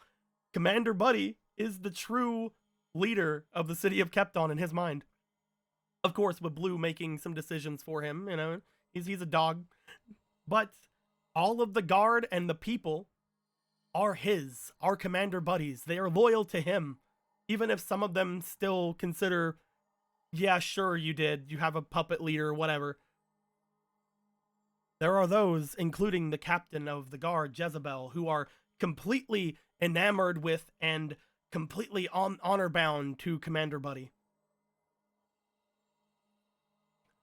As Blue stepped back, he started making things around the area safer. He started making his way behind to those creatures that he had told that he would make their lives easier. He gave them an easier access up the mountain. He had cleared away several different pathways that will allow them to not only go to the city, but up to the top of the mountain if they wished. the monk had been stationed to watch over not only the creatures of the valley, but also the creatures that he had wanted to. He had became close friends with the salamander that he had once fed and guarded up on the top of the mountain. And eventually, the Warriors Guild, not the one that was in the city, but another branch, who had learned of everything that was going down, who had learned that whoever they had sent off after the salamander still hadn't killed it. They had sent out another to go after it. Their strongest member. Well, it's not really a member, they just go there for jobs. A powerful archer made her way up the back of the valley. As they did, they noted that it was very easy to scale this place, calling those of the Warrior Guild completely inept, not knowing that the place had been newly renovated to allow such a thing. The hunter would make her way all up to the very top, finding themselves in an altercation between the salamander and the monk. Upon defeating the salamander easily enough, the monk had came to defend it. The salamander disappearing, the archer not knowing why or how. As a fight broke out between her and the monk was getting overwhelmed. While the monk kept getting up, trying to fight, the archer would keep knocking it down, completely making him unable to catch up with her, tiring him out, something that the monk has not been used to. But the monk's rage subsided. And unfortunately, that means the monk was defeated. The monk could not keep up their rage. As the archer went in for a final blow after talking with the monk, she was caught off guard by a sudden flash of blue light, as the monk was replaced with the visage of the summoner.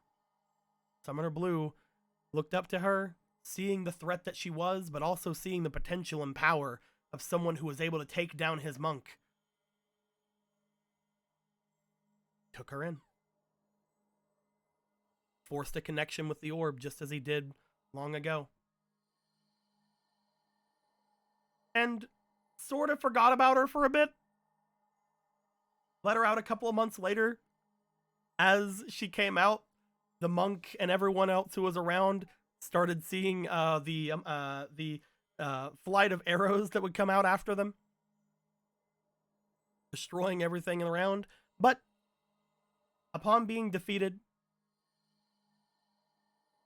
the elf archer had, unfortunately, nowhere really to go. She had, in her eyes, as a warrior, been defeated, had been somewhat shamed, and in doing so, she decided to stick with them, as that is the only way she could feel, as she could actually be brought to some sort of understanding. If she was be able to defeat them, or if she was able to serve them, then it would be less bad in her eyes. And after learning of them all and learning that she was attacking their pets, she sort of felt bad about it. Unbeknownst to the summoner, or anyone, as all this is going down, the sorcerer had been watching. Sorcerer White, seeing that Blue was still just taking people into his orb, into his confinement, just as he had been.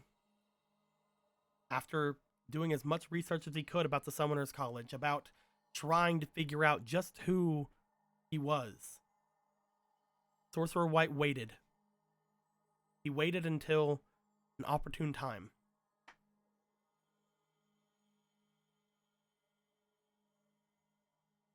After a bit of time passed, a great storm came over the horizon. As this great storm came over, it completely destroyed a port city near the kingdom of Kepton.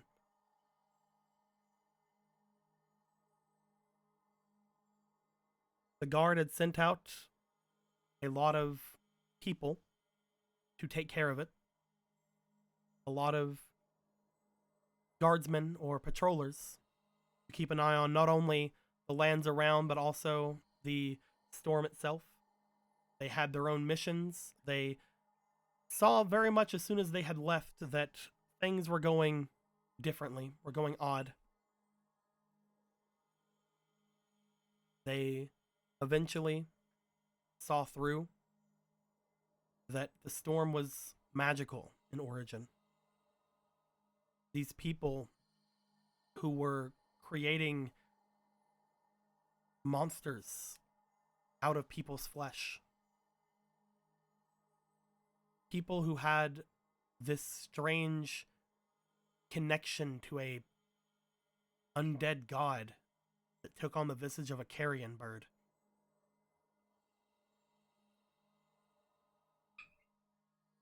There's a dog still going crazy in my background. I think she went up to the top of the stairs again and got stuck. So I'm going to go and check on her.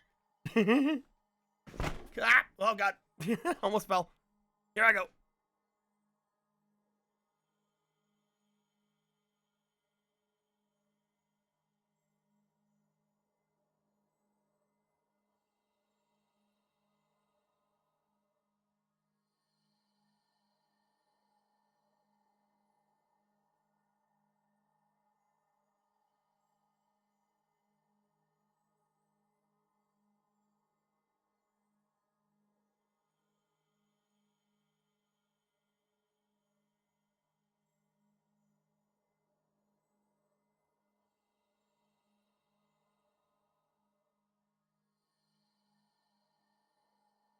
Hey, a new guy! Did you know we're the Phantom Thieves? Ryuji?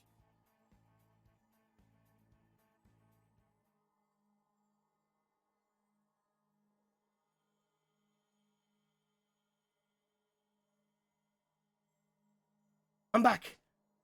It is a Lindo. Thank you for this Prime sub, Lindo. We're talking about some things, some lore stuffs. 1 second. There we go. We're back. As this information got back, the end of their expedition proving that not only were there some powerful creatures outside of the city, including a great dragon on top of a northern mountain, and creatures, monsters made of flesh, dead flesh, that would go through the different bogs and forests just outside of Kepton.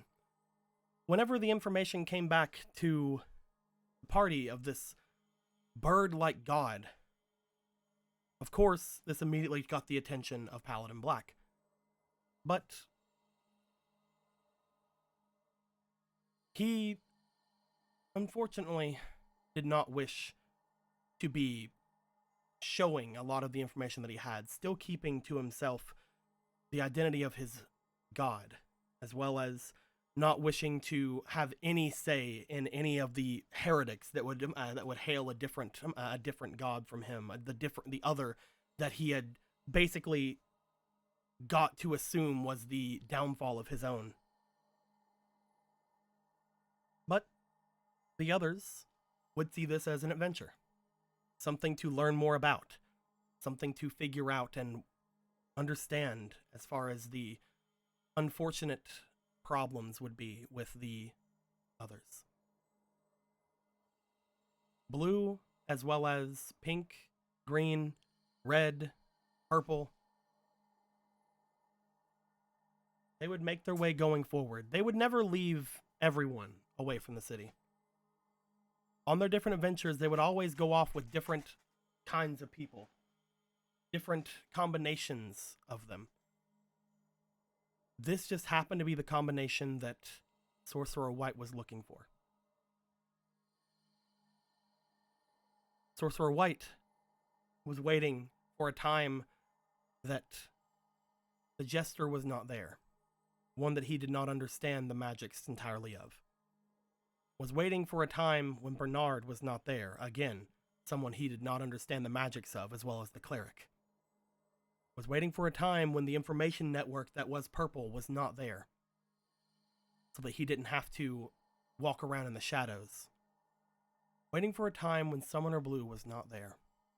Because there was something that was said during the Dictator Blue event, something that he could not accept. And that was that he was so afraid of something called the Summoner's College. There was still something that Blue wasn't telling them, and Sorcerer White was going to find out what it was. He was waiting specifically for a time when him, the monk, and the paladin were there by themselves. He called them there to him, and he explained to them his plan. He would use what was remaining in his orb, the power that he had been accumulating for the past dozens of lifetimes he had served. He would use it all to create the strongest spell, the biggest spell he would ever have casted. One that he would need the monk's scrolls, the ones that would depict all of time. He would need those scrolls, and he would need the power of someone who had lived through that. Someone who had lived the age that they were going to, 70 years in the past. And other than himself, he only knew of one other person who that would be, and that was the paladin. Through the connections of both of them, he was able to cast a magic that would be able to send a large group of people to the past. Not only would they be able to find out why things were happening, but they might be able to change something. The three of them had their own ways of going about things. The monk wanted to know what was going down, but he did not want to change anything. If anything was changed, who would know what would happen afterwards? The paladin wanted to make things better. He knew that something had happened to Blue in those 70 years. Something had happened that had made him to what he was then. If he was better off, the city itself would be better off, and all of them would be better off. If some sort of change could happen, it would make things better for Blue, things could be better for them all. And the sorcerer, unbeknownst to the other two, gave another mission to the ones he had chosen to go back. If they go back, they should kill Blue. If there's something there that they find that is something he is keeping a secret from them, that is something that is definitely not okay, something that would be a danger to them, if the world would be better off without Summoner Blue, they should kill him. He didn't tell this to the others. They all chose their people to go back. They were all given a certain amount of these magic items that would allow them to change the past, but only small things. Only things in a certain amount of time will be able to change permanently. And that is where we are currently in Summoner Blue's story. Eventually that will happen. Eventually I really want that Discord event to happen. If it doesn't, then we'll see what goes on, because that event was supposed to happen in 2020, and I can't go further without knowing how that event ends. And the big thing was, like, the whole point of the event was so that I could start giving all of them names. The whole point of the event was so that I could reveal Summoner Blue's name, and then we could have them just start going with their names, you know? So it's been about a year and a half since that was supposed to be done, and I'm still been sitting here on his name. And it's really funny, in my opinion. It's not even like that big of a deal. No one cares. Like there's no reason for his name to be any like big thing. Like it's not like, oh, he's young boy Purple. He's Purple's dad, even though Purple's not an elf. That's not it. That's not it at all. There's nothing that like connects his name to like anything that anyone would really care about, you know? But it would be something that I could, you know, start calling him other than Summoner Blue, other than me. Because right now there are technically 3 Summoner Blues out there. There is Summoner Blue from the lore. There is Summoner Blue, the streamer, and then there's me, real life Blue, real life Cody. So, yeah.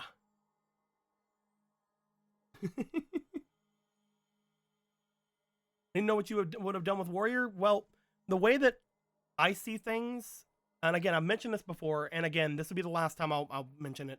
The Warrior has been written out of the story because he is no longer with all of us. And if the Warrior would have done anything, I consider the second backstories that I wrote for everyone, the ones that gave more detail, the less comedic ones, I consider those the canon. And the comedic ones to be like a retelling that Blue would have said. So the more canon ones, the more serious ones, the ones that show the different like powers of the companions, those are the ones that I consider the real events that happened. So in the actual lore of the Summoners Network universe, there was never a Warrior Red. There was never a Warrior that Blue trusted enough for anything. Basically, in the original jokey universe, whenever everything was a joke, the Warrior was the one who defeated the Salamander. So in this universe, the Salamander was never defeated by any Warrior. You see? Basically, you could think that instead of getting a Warrior, he got a Salamander. That's kind of where things are in this canonical universe.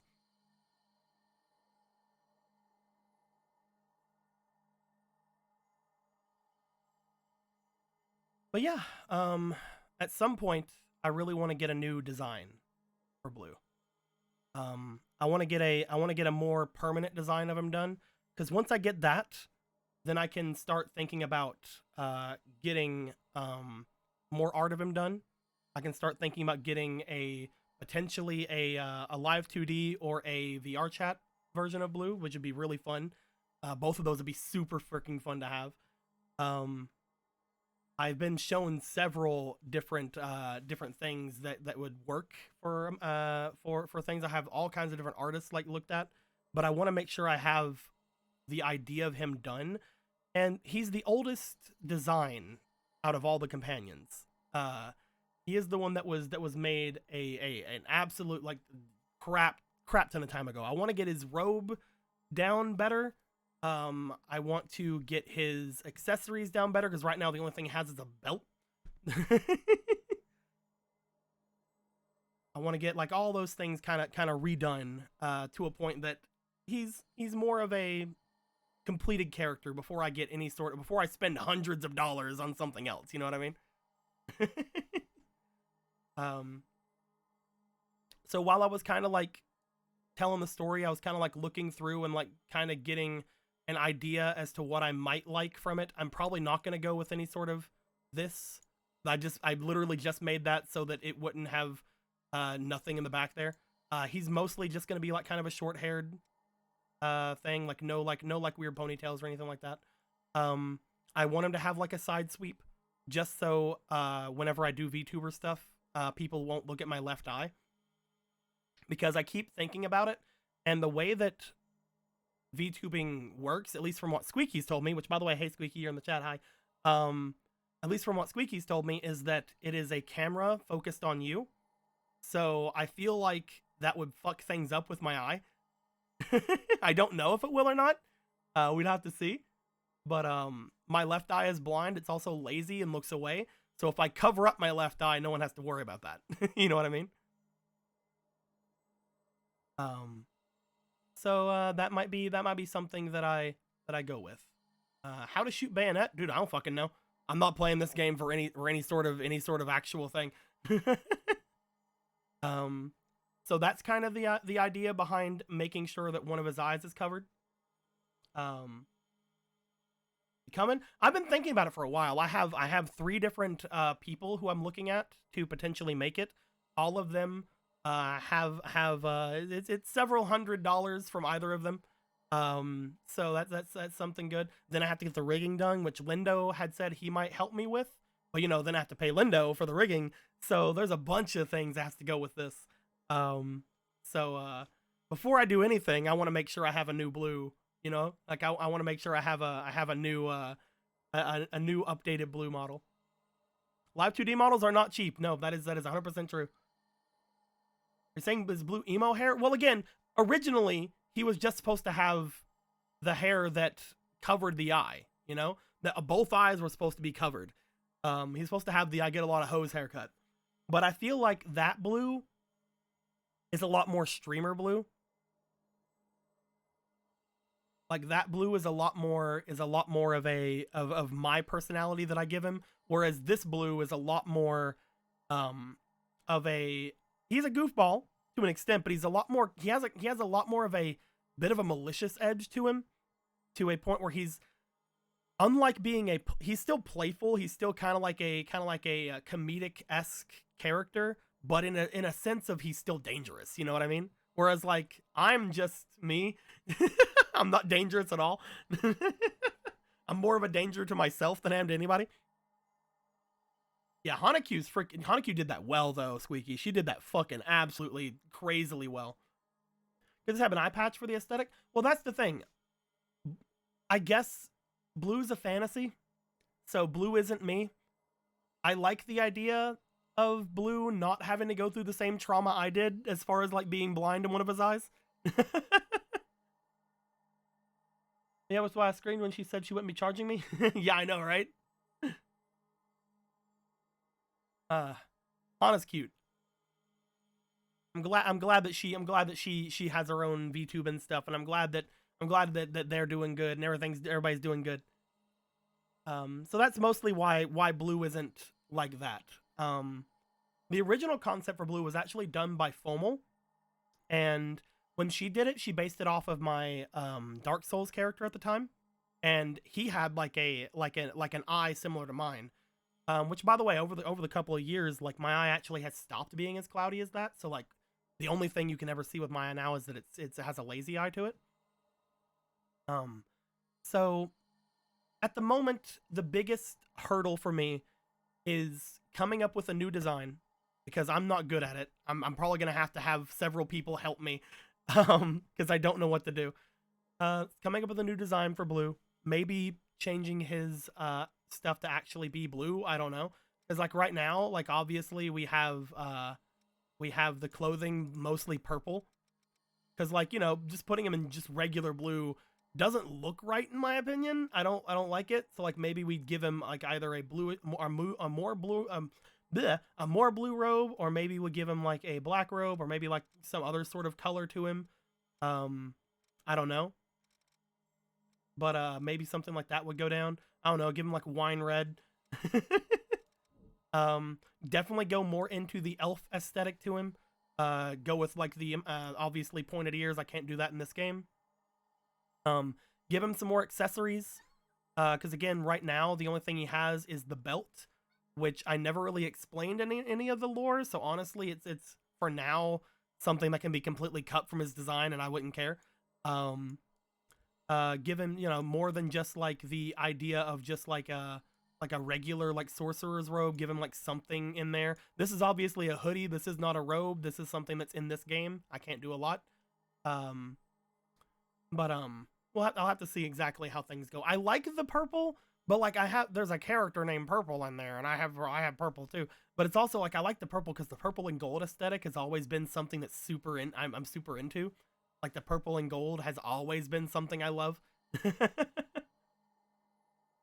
And again, just the fact that after the Dictator Blue event happened, the fact that Blue is a lot more open with himself now, and like actually, you know, is fine with people seeing his eyes, and also fine with people like seeing him with the hood down, like something like that would be fun. So yeah, that's kind of where I'm at. Maybe give him some sort of something else, because again, I mentioned to you guys before, blue in my universe is something called a sun elf, which are basically creatures who are in many different shades, like any type of skin shade you can think of, skin color, yada yada, but are people without blemishes.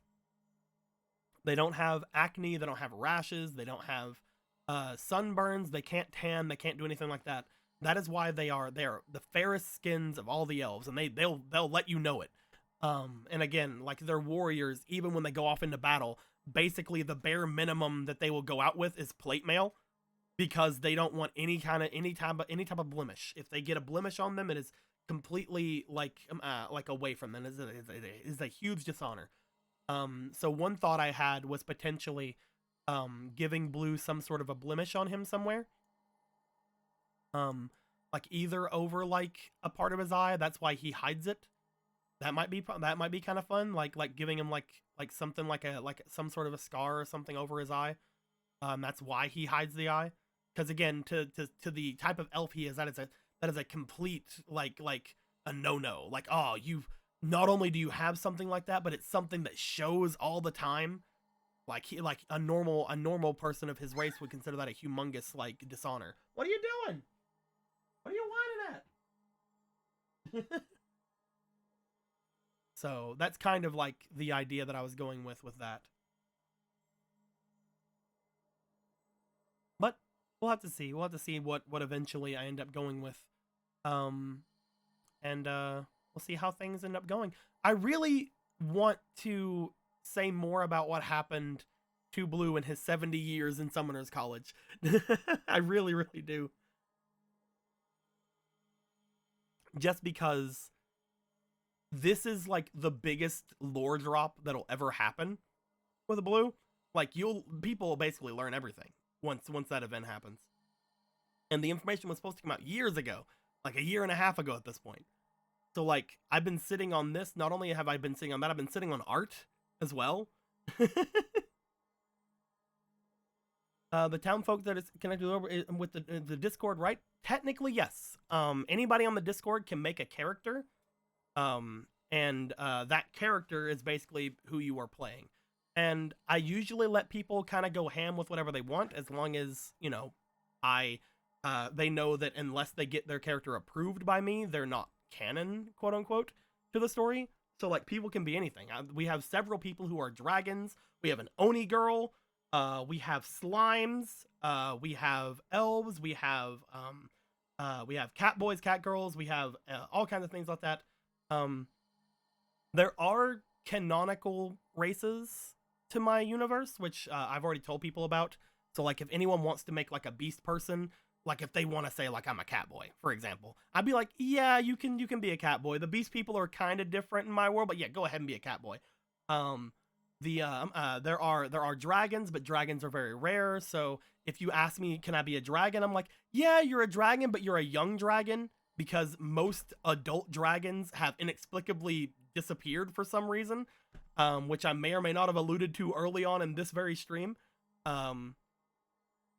There is all kinds of things.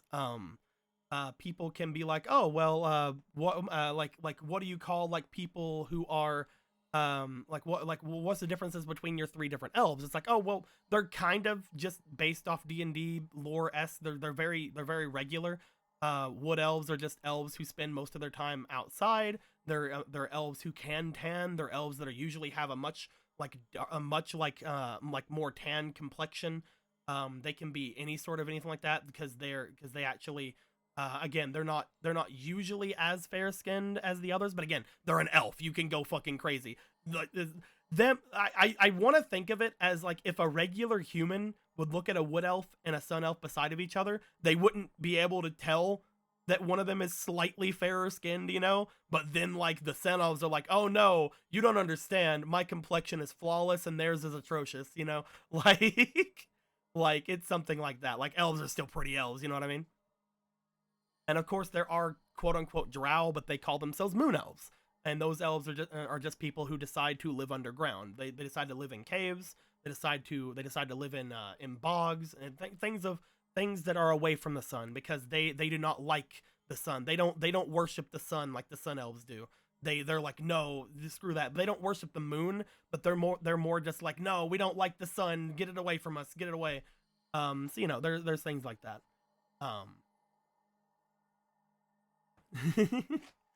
But yeah, that's kind of how that goes. There are technically a race of people who have any type of person who has like some sort of dragonic lineage. Like if they have like, let's say that their parent was a dragon, or somewhere in their family there was a dragon, or they were cursed by say some sort of draconic being, like a devil or a dragon. Anything that has like anything dragony about them, they're a race of people called a Dracovic. A Dracovic is basically just like any of the races that have anything mixed with dragon. So there's that kind of thing, which I've offered to people to try to be a little bit. No one's really taken up too much of that kind of thing. Are there Ganassi equivalents? There are genies. As far as Ganassi are concerned, again, you can kind of play around with it. But there are genies in particular. This world is not 5e, obviously. There are things that 5e does that is all to them. For example, I don't have like too many like things of like Ganassi in particular. I don't have like the certain types of races that they might have. There are no Aarakocra, but if you wanted to make a bird like beastmen, you definitely could. There are no like, you know, things like that. Like obviously the standard fantasy tropes are still there, so you could say that you are like a halfling, or you could say that you are a gnome or a goblin or things like that. Like the common fantasy tropes are there, but those weren't started by D&D. Those are started by a freaking long time ago. People can say those are started by Tolkien if you want to say that. Go ahead. Changelings, you could say that you're a changeling if you'd like. You could say that you are something like that. However, I would probably say that would mean that you were some sort of, again, like a monstrous being, like a demon or something of that sort. I would say that there are less changelings and more there are the actual shapeshifters. You know what I mean? But you know, you could call yourself a changeling. Obviously, you can be like, you could be like, oh, I stick to a humanoid form. That is what I am, and I'm better at changing into people than I am to other people. Like I'm that kind of a monstrous being. You know, you're a monster. But at the same time, you know, you can call yourself a changeling. You can be like, oh, I have a race of my own people. We call ourselves changelings, and we can only turn into humanoids. We can only turn into this. Like, you can say that, obviously. Da-da-da-da. I'm sorry that I want to be a dragon, except I'm not. Don't worry about it. You can be a dragon. Anybody can be a dragon as long as you're a youngling. You can't be an adult dragon. That's the only thing, because the adult dragons disappeared for, again, things I may or may not have said earlier on in the stream that people, you know, could potentially something that also is connected to blue, but don't worry about it. But you know, that kind of thing. But yeah. There are different things all about that stuff. And there's all kinds of stuff. Wolf and I were just following through with what you wrote. Exactly. Forgot the dragon's character is just him. That's basically what everybody's character is. Like, you guys could just go in there and be like, oh, well, my name is Second Shadow. I'm a guy that was named Shadow, or maybe I have shadow powers, or maybe I'm a moon elf that sticks to the shadows, or maybe I'm some sort of a shade, a ghost that is possessed by a thing of darkness, or maybe I'm a demon named Shadow and I do this, or you know, you can be whatever you want. Literally, like, as long as you understand that whenever we go into the events, I have to approve your character. I will talk to you and basically be like, how can we get this character to work in my world? Is basically where that goes. So I would give you offerings. Like, I'd be like, oh, do you want to change it to this? Because this will fit better in my world. Or, oh, would you like to do this? And it's like, if you can tell me no, I'll be like, okay, well, I'm going to have to figure something out. It's basically like that. But again, that's going to be for something in the future. Because again, I'm still not ready for it. Like, the idea behind that much of a Discord event, if I don't have other people helping me with it, it's never going to get done. I was going to have like certain people help me with it back then, but then again, like, everything happened back in that February, then the pandemic started, then I just started getting swamped with a bunch of things. This whole year, like, just this whole year has been just me having to take care of dogs constantly and also people constantly. There's just not been any time like last year or this year. And you know, I keep getting sick, so that's great. I've gone through like 4 different occasions where I thought I was gonna be homeless the past like year, so that's fun. And I'm still not entirely sure that's not gonna happen. So there's like a bunch of different stuff. Like, ugh. It gets crazy. But it will hopefully eventually be done, and if it's not, then eventually I'll just bring it in as a lore post. So the main thing, again, the main thing that I'm trying to figure out as far as all of this, as far as the entire thing that I made this for, is I'm gonna be asking several of my artist friends to help me come up with a new design for Blue. Again, probably not with like any sort of ponytail or anything. That's just there because I wanted to have something in the back. Probably with more of like an emphasis on like regular like kind of wildish hair. At the same time, Blue is a humongous narcissist. Like, so he would like, one of the first things he would do after making sure he can trust somebody is be like, hey, so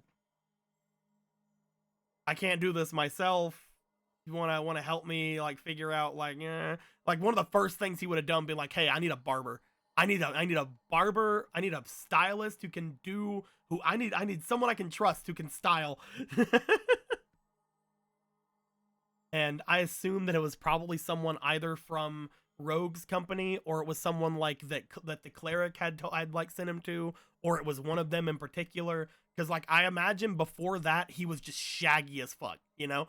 I imagine that before coming to the town with them, before the aid of the rogue or the cleric or whoever else he had gotten there, because the paladin wasn't gonna do it. There's no way Paladin Black was gonna fucking do it. But I assume that because of like either Rogue Purple or Cleric Pink, he's like, hey, so I want to go back to being pretty. Can you help? I swear I'm hot. I swear I'm hot beneath all this. Hey Blue, you okay health wise? I'm sick right now. You can probably hear it in my voice a little bit. I have to mute every now and then just so I can cough. Here, I'll show you. And then whenever I come back, you can tell there's a little bit of a difference because I can clear my throat a little bit of what's stopping me, but eventually it catches up again. It's unfortunate. I'm at the very tail end of it. I'm kind of being very sweaty today, so I think I'm sweating it all out. It'll be fine. I'm hoping to be good. So we'll see what ends up happening. I made a joke about it in the Baldur's Gate 3 playthrough, but my god, the sexiest person to Blue is probably himself. And there's a big reason to that. There's a big reason for that. Like Blue would totally be into himself. If there was another Blue in front of him, he'd be like, yo, what's up? Like, Blue is a humongous narcissist and I love him. I make characters out of different things about myself. Basically, this is gonna sound really kind of weird to say about Blue, especially with all the shit I put him through. But Blue is kind of a personification of my own self-love. Blue is basically ways of me saying that I do love myself in some way, shape, or form. So Blue is, even though he is probably the worst morally character I've made, even though he is definitely someone who has not done the best things in his life, he is someone that I can say he's probably the most healthy of the characters that I have, because he helps me remind myself of that I'm worth something, you know? And obviously he's dialed up to 11. Like, he has his stuff dialed up to like 11, you know? Like, of course he's gonna love himself. But like, I can look at Blue and be like, yeah, there are good points in myself. I do, there is a part of me that likes myself. And that's why he is kind of my persona. He's kind of like the one that is It is me.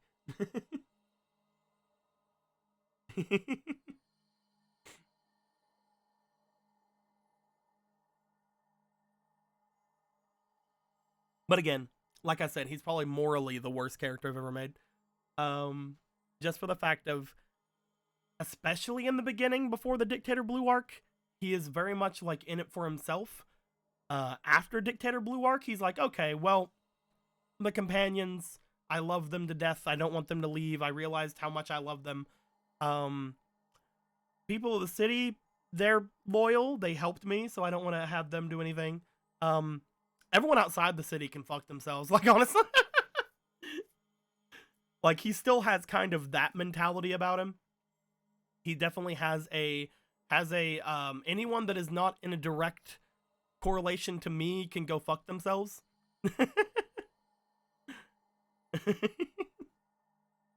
That's kind of just where Blue sits. Especially the kingdom. He hates the kingdom. He hates the kingdom that's below him. Again, he calls the kingdom below him the kingdom of ghetto because he knows they'll hate it. And again, he just mostly does it because he's like, the continent looks like a frog.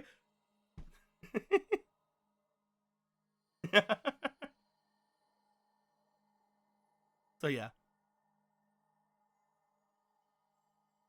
And he's basically taunting them the entire time. He's like, you're not going to come over these mountains.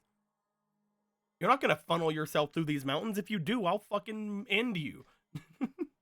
You still have the map? Yeah, let me get the map up. Let me show you guys the frog. What image is this? Oh, that's me. Aha! I'll just use this image placement. This is the latest Blue that we've gotten. This is the one that Phantom got me recently, like made for me. So that was pretty fun. I need to keep playing that game at some point. And of course, if people wanted to see like have I showed Young Blue yet? Have I showed you guys Young Blue yet? How long have I been sitting on this art? I haven't? Ah, fuck. I don't think I should show you guys then. I've been sitting on this for like a year and a half. This is something that is supposed to be shown in the actual like event. I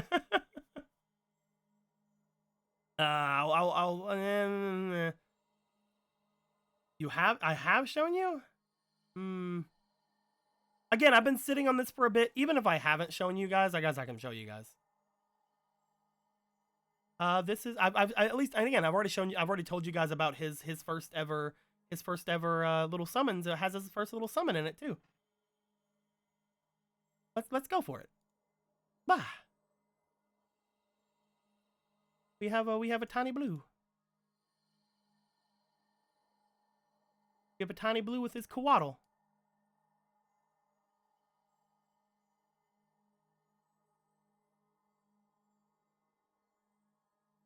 Back whenever he was a young summoner in the Summoners College. And they brought him in as a white robe summoner, which is the highest he can be brought in as. And then he has a little Coatl. And the Coatl is, again, the entire reason he was brought into the college in the first place. Because, like, you fucking summoned a dragon? Fuck, get in here. There's a Young Blue. He's basically very early teens in this picture. He's like I think we had settled on like 12 or 13 in this image.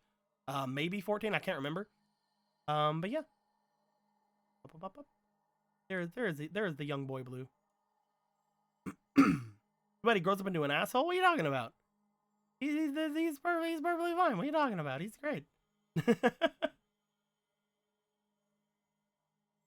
He's perfectly fine. But yeah, there's his little Coatl, and he doesn't, for some reason, he doesn't have that Coatl anymore. I wonder if that has to do with anything. So let's go ahead and go to another image. Da da da da. Ba ba ba ba ba. Where is the? There we go. There it is. Frog map. Frog map.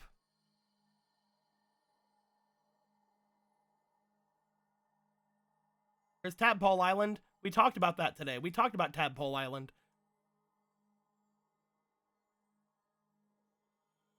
It's too big. Map too big.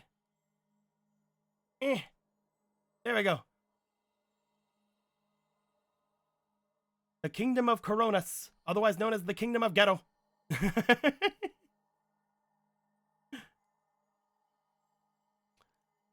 So the first time Blue saw an image of the continent, he's like, it looks like a frog, and it stuck with him. And here is the big kingdom. They have like their capital city here.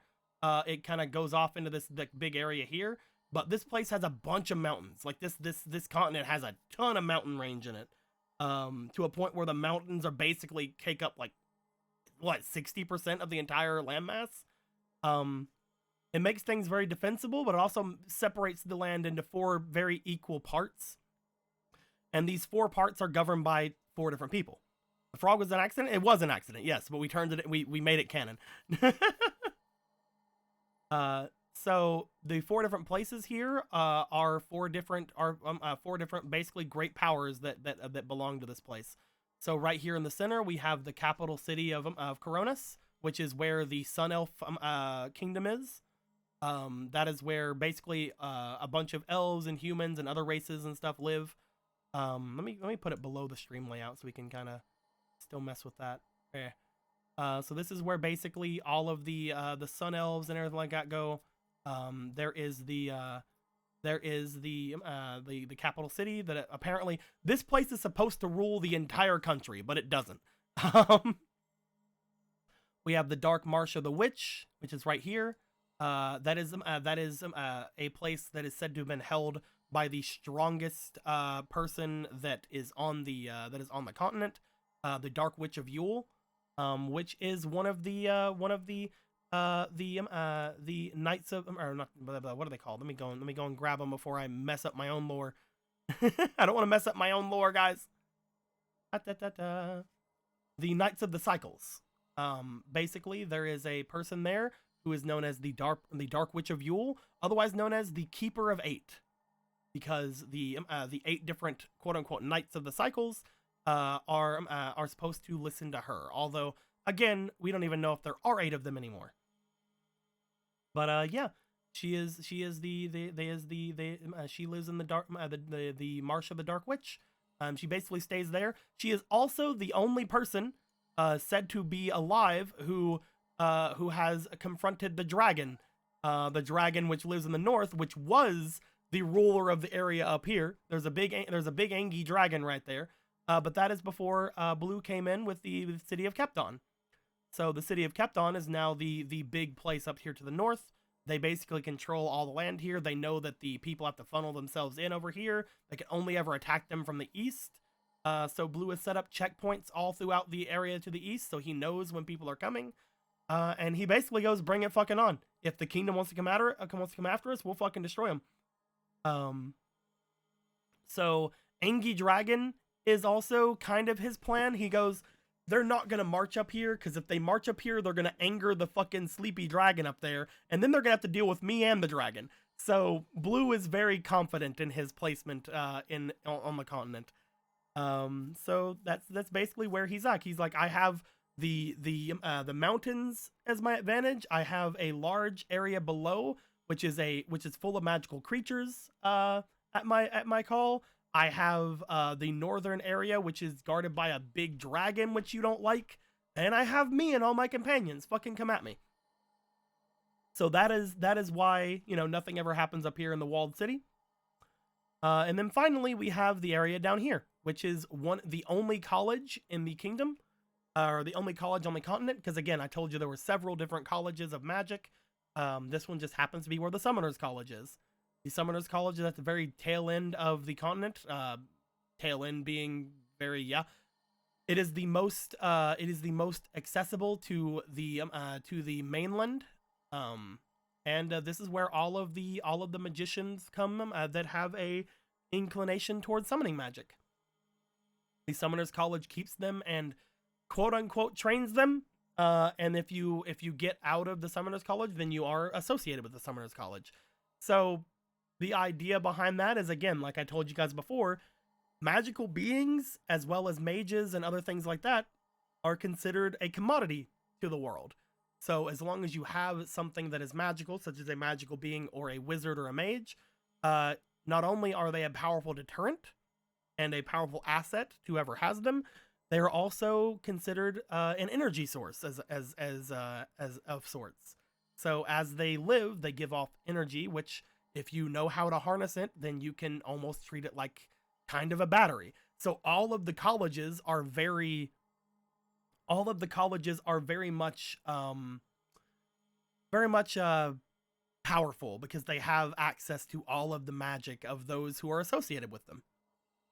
That is why, first off, Blue does not want to do anything to them, but also why they kept him at the college for 70 years. What does the college think about Blue's antics? Well, he ran away with one of their greatest treasures, and he's afraid of them. So he doesn't like them. But according to Blue, as long as he calls himself something else, which is why he only goes by Summoner Blue, and as long as he's connected to the orb, they can't find him. And as long as everyone around him is connected to the orb, they can't find them either. So that's basically where he's at. He's like, as long as everyone's connected to me, I can hide myself. That's what Blue thinks. As from what we learned in the Dictator Blue event. That is why he connects everyone around him to the orb, and that is why he tells people, if you come into my city, you have to touch the orb. Otherwise, you have to leave. You can't come into my city. Get out. If you are anywhere near me, you have to be connected to me. But yeah, this is the these two things here, the city, the capital city, and the Summoners College are the two big threats of this continent. And other than that, there is the threat that is the dragon, the threat that is the lone person off to the side over here. I made that transform into stretch. I'm trying to go to fit. There we go. There is the dragon, there is the witch, then there is the entirety of the kingdom, full of people who at the very least are all, every part of their infantry, at least that are sun elves, are wearing plate armor, if not more, like almost like mech suit basically. And then there's the college, and then there's Blue. So that is all of the big players on the continent. And then there's the tiny little tadpole island over here that contains, and that they have to go through, and maybe while they, that Blue and Red are concerned with. Not Blue and Red, Blue and White are concerned with.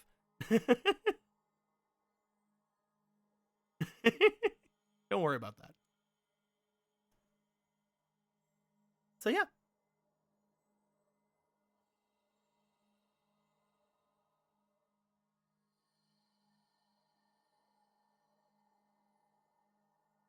That's basically where we're at.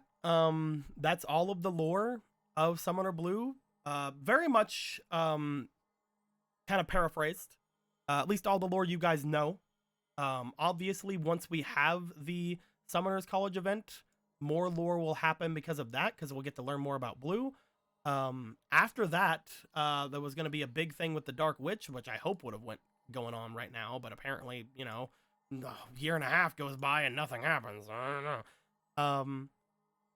We can also get more into backstories of things. I really want to talk to Jake and Squeaky in particular and talk about kind of flavor stories, kind of like I did with Paladin Black. I want to have kind of like their second meeting, you know, like what they would have talked about directly afterwards. So for the cleric, it would be kind of the reason why he trusts her as much as he does. The reason why he always considers the cleric as like basically his like number two, his go-to person. The reason why the reason why she became the secretary, his most trusted person in the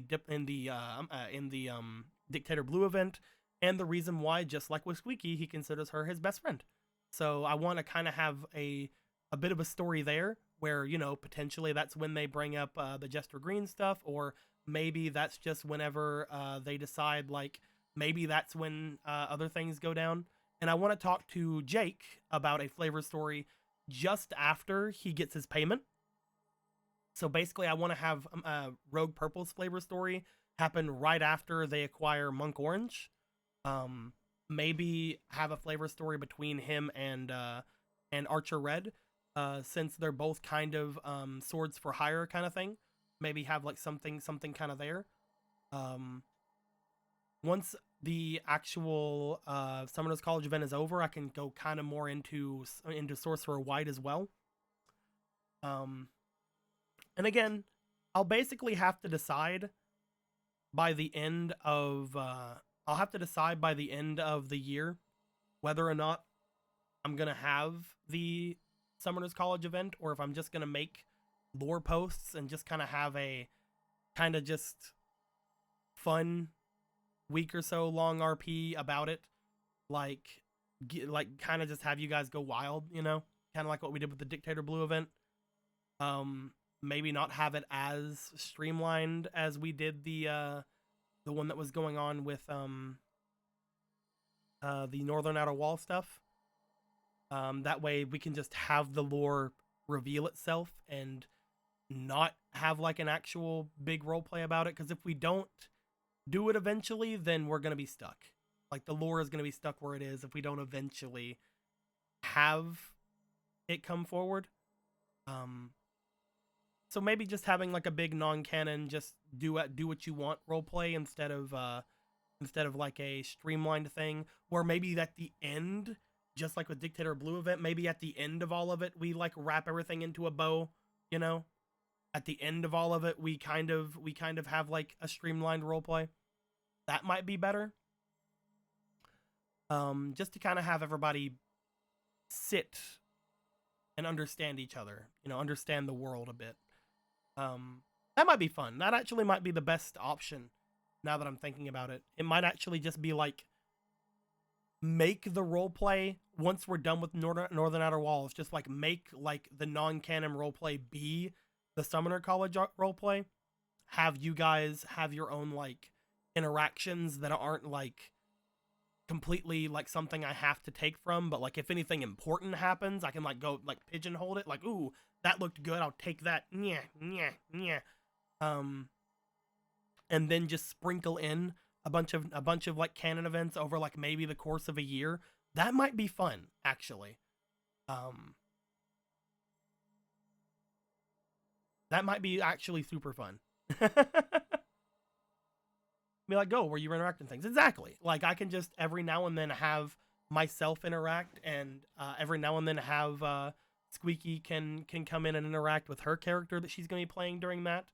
You know, people can just kind of interact and just have it be like the current just goings on, and have that last for like a year, you know? That might actually work. And then it doesn't have to be like completely gated, you know? Like, I don't have to approve everyone's characters. I can just kind of take what works and just intertwine every now and then something with the actual canon, you know? That might be fun. If I did it that way, I might make it to where there's like some sort of, because the big thing, how can I say this without spoiling anything? The fun thing about the event is that everyone would have a stake in the event because of what the Summoners College is.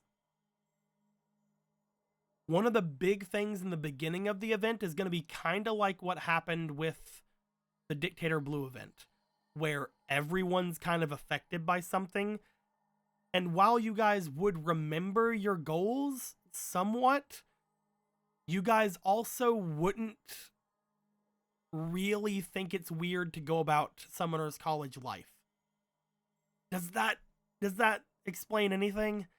Oh, I'm dancing around the subject so hard. You guys would know you were there for something. but you also would be intertwined in the life of Summoners College. Does that help at all? Oh, man.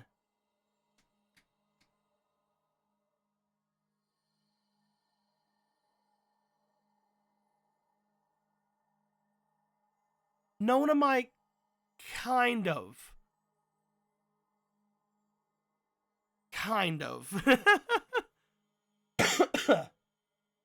Obviously, the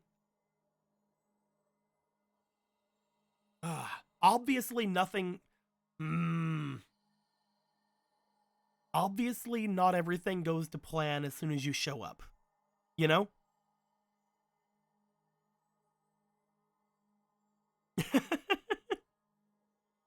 Oh, man. I have an idea. I have an idea of what I can do. And I think I might be able to get it done by the end of the month. Kind of, Yao. Kind of. Just know that Sorcerer White is not the only person who can use large amounts of magic to their advantage. You guys are going into the belly of the beast, and it's hungry. You know what I mean? Man. Oh, it's so hard. It's so hard to dance around it.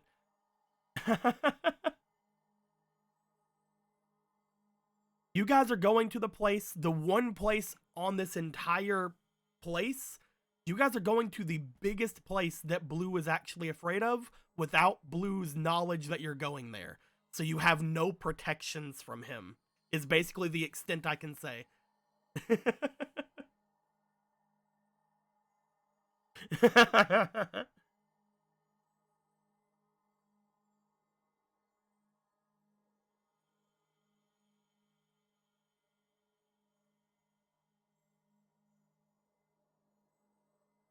So yeah, I think I might be able to do it.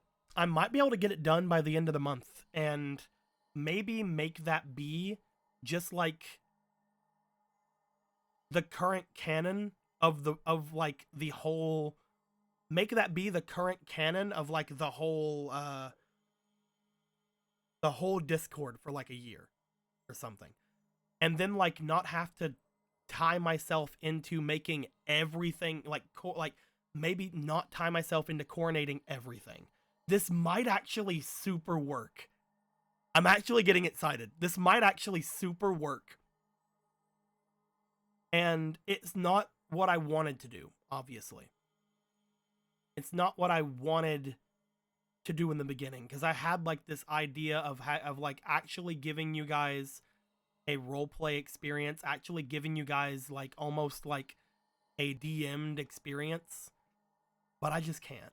Like, I'm not good enough for that. I'm working basically alone at the moment. I have, obviously the others would help me. Obviously the companions would help me. Obviously the scribes would help me. Everyone would obviously help me. But I don't have any way of doing everything without telling them everything. You know what I mean? That isn't my way of DMing. I cannot rely on them for everything I need to rely on them for, and that's the problem. You know what I mean? So if I do it this way, I think everyone would have fun. It wouldn't be as I don't think it would be as good as everybody wants it to be. I don't think it would be as as fluent as everyone would want it to be. But it would actually get done. And I think that's the biggest thing. Like, what I'm thinking right now, it would actually be get done, and we could move on. And there could be more lore posts, and potentially there could be more ideas as to go things. And if people like it, maybe there can be even like some, I could drop some actual Summoners Network merch, which would be kind of cool. Instead of like from like the RPs, it could be actually from like our stuff, which would be really cool. And if the world actually goes forward enough, I might feel comfortable doing an RP based off of it after one of the other ones are done, you know?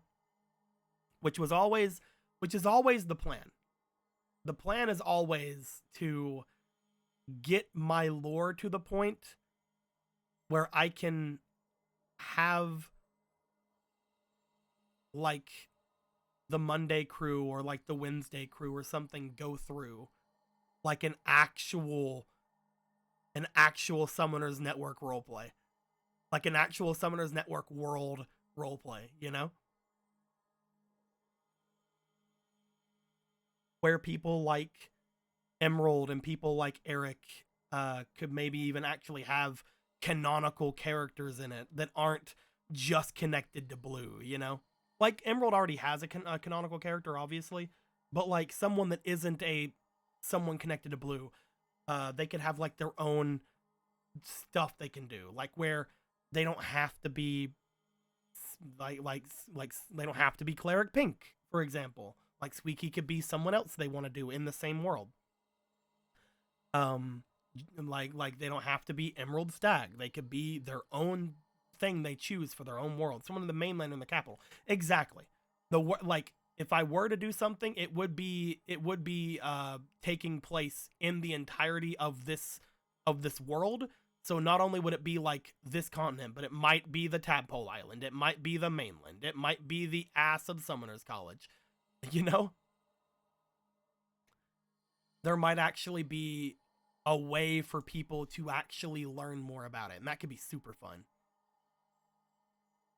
So yeah, this is actually getting me excited because like if I did it this way, if I did it the way that's in my head right now, again, it wouldn't be as good, I think, as I've been hyping it up to be. I wouldn't be giving people on the Discord a DM'd experience. And that is, it's a little frustrating, and maybe people won't like it because of that. But I could get people more stuff that I'm interested in. I could give people more lore. I could give people more things that they can like about this world that I've created over years and years of my life, you know?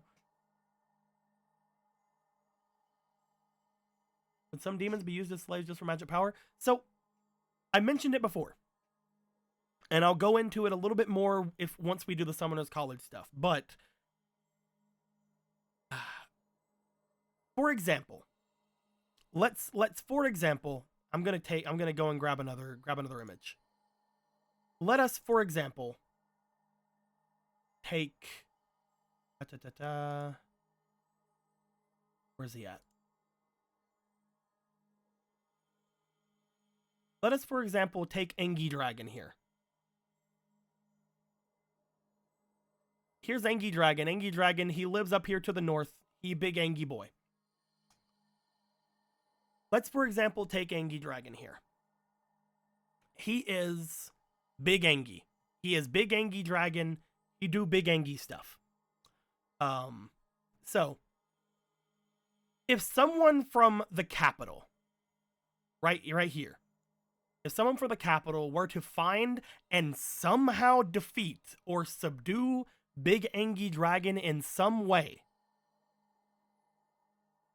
the magic in my world, they could harness the power of Big Engi Dragon, because he is a magical being, for basically energy. They could harness him for almost electricity types of energy. You know what I mean? He could be a generator. And dragons in particular may or may not be connected to why they're gone. Dragons in particular are humongous sources of energy for some settlements in the world. So demons, yes. Demons 100% could be potentially also stuff like that. Blue himself, like I mentioned before, he was in that college for 70 years for a reason. I'm not going to say anything else. But Blue was in the Summoners College for 70 years for a reason, and also hates them and does not want to go there ever again. And does not want anything to do with them. So, not gonna say anything else on those subjects, but yes, for any sort of thoughts on the subject, blue, uh, blue can 100% be, if he was imprisoned in my world, blue could be used as a source of energy. He could be used as a source of magical power for people. And he might already have been used in that way. And similar things can happen to any magical being. Any magical creature out there could be subjected to the same thing. So anything like a dragon or a ghost, anything with particularly strong magic energy, such as, you know, an entire freaking forest full of magic beings that's just below the city of Kepton. Like, I don't know why they were being hunted, who's to say? Anything can be used as a source of magical power in my world. And that power can be made into modern things like electricity for stuff like I mentioned earlier, and again, you guys may or may not think this is a shock. I mentioned earlier, the kingdom here, the kingdom of Ghetto, they're mostly comprised of a race of people calling themselves the Sun Elves, and they don't want to ever leave without being protected because their image is everything. Their entire being is basically their image. So, for example, if they were to get a power source of sorts, they could potentially take that power source to charge up or use their little I told you guys they had plate armor. Plate armor is the least of what they have, I think I've mentioned. So, yeah. You know what I mean?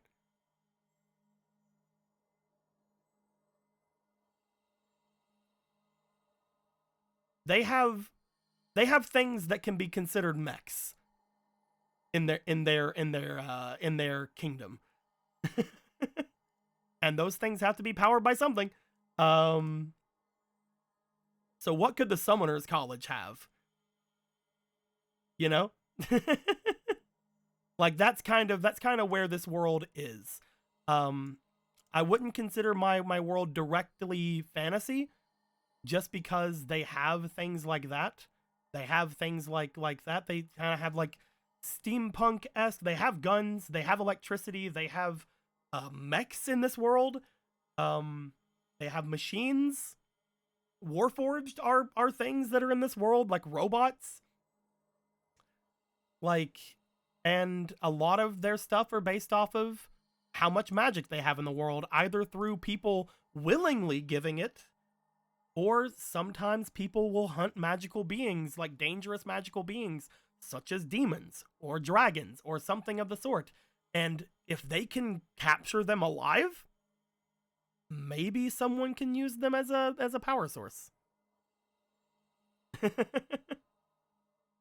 So yeah.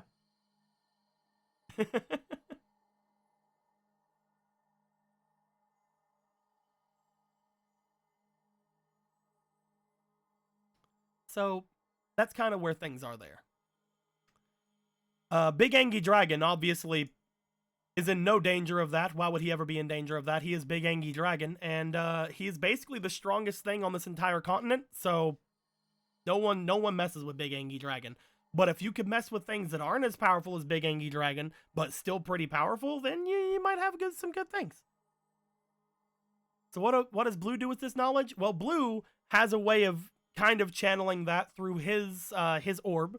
Like I said, every summon that Blue gets, Blue gains a little bit of power because he knows of this. You know, Blue gains a little bit of things each day. Blue knows that out of everyone in the city, he is probably the most magical being there because of, you know, the orb and the fact that they keep giving him magic because of them being there. So if Blue's basically he doesn't want people to know. And a lot of the kind of things that the city of Kepton would have, any sort of robotics or anything like that the city of Kepton would have, would probably be powered by Blue. Any of the modern technology that would be in the city of Kepton would probably be powered by him. He would probably be willingly powering all that because he's like, yeah, dude, I'm fucking powerful. I can do that. So you guys have your robots and your tech, all because of Blue gives it to you. No, I'm playing. Don't worry about it. It's also because he gains power based off all of you, but still.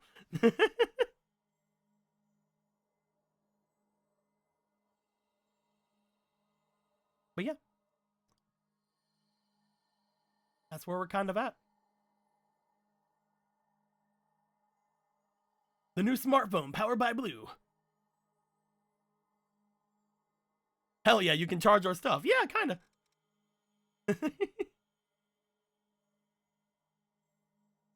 Blue is at a position where he is a very powerful mage that people would love to take for their own uses, and people have taken for their own uses.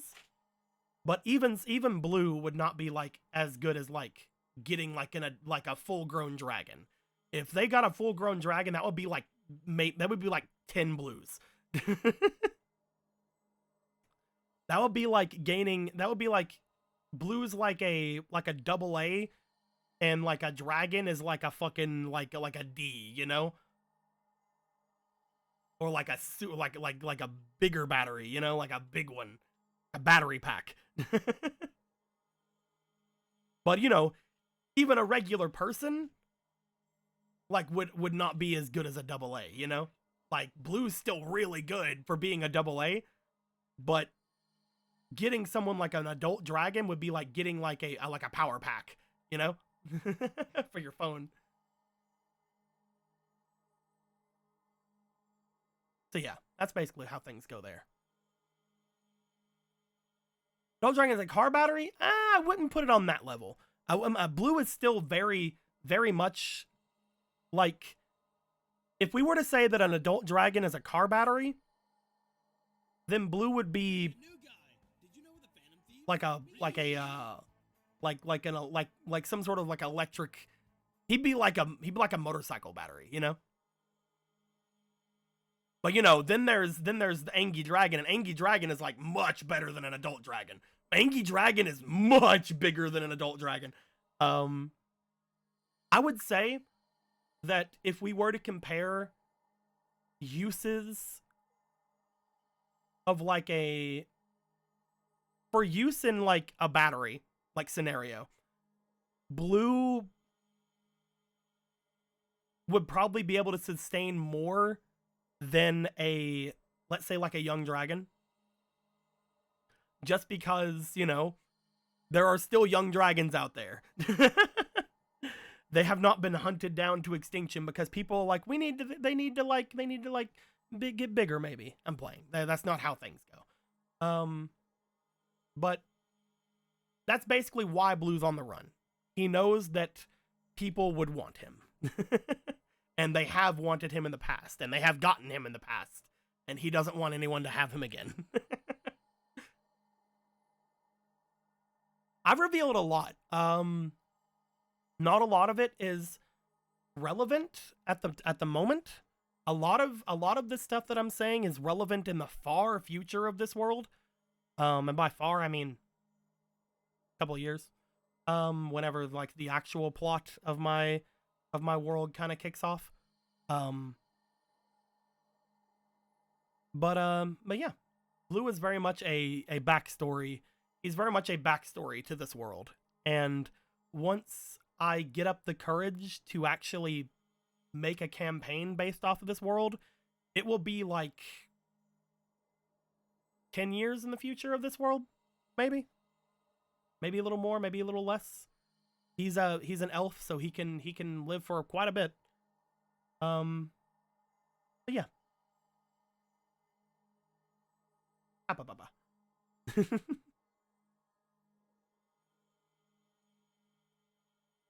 An actual campaign in this world. I've had so many ideas over the course of like the years of doing these streams. I'm super nervous about ever doing it. I think that's pretty obvious. The fact that it wouldn't be D&D and also wouldn't be based off an existing property scares the hell out of me, because I'm devoting basically a third of my livelihood to it at that point, you know? Like, it will be devoted to one of my stream days. And if it flops, if people don't like it, like as much as they like Pokemon, or as much as they like Avatar, or as much as they like Fairy Tail, or as much as they like Yu-Gi-Oh, then that's a campaign that I can't do. Unfortunately, this whole channel is based off of, I love doing what I do. 100% I love doing what I do. But the reason I got off the floor was because of Yu-Gi-Oh! And the reason I got off the floor was because all these other universes. And I don't know yet if I can go on without that kind of a net below me, you know? Someone like Logan can definitely do it. Like, the Vestige game is so fun, and it gets so many people watching it, but that's because Logan is a lot more popular than me, first off. And he gains all of his stuff through like other things, you know? But if I were to throw this on one of my 3 days, like if I were to throw this on Wednesday and it flop completely and nobody care about it, and it doesn't cause any growth for the channel, and nobody gives anything to it or anything like that, then that might be enough at this point in my streaming career to destroy the channel. Which is like, that's the problem. And I hate talking about stuff like this. I really do. I hate talking about like monetary stuff, but these games are what keep me afloat. These games are what keep me able to live basically a normal life. I gain as much from these as I would like a minimum wage job, basically. And that's amazing. That's fucking phenomenal. A lot of my income goes to getting art and things like that done. And the rest of it goes to living. The rest of it goes to my bills and my food and stuff like that. So, like, it's a scary thing to think about. Like, actually doing a game based off of this universe. I want to do it so hard. And, like, people like Will, like, keep telling me, like, oh, dude, you can do this. And I'm like, I know I can. But am I willing to risk it? You know? Am I willing to risk everything I've done so far off of the idea that people might like my stuff? You know? I'm sorry I'm getting like all existential at this point. Look at the expressions I can make him do. I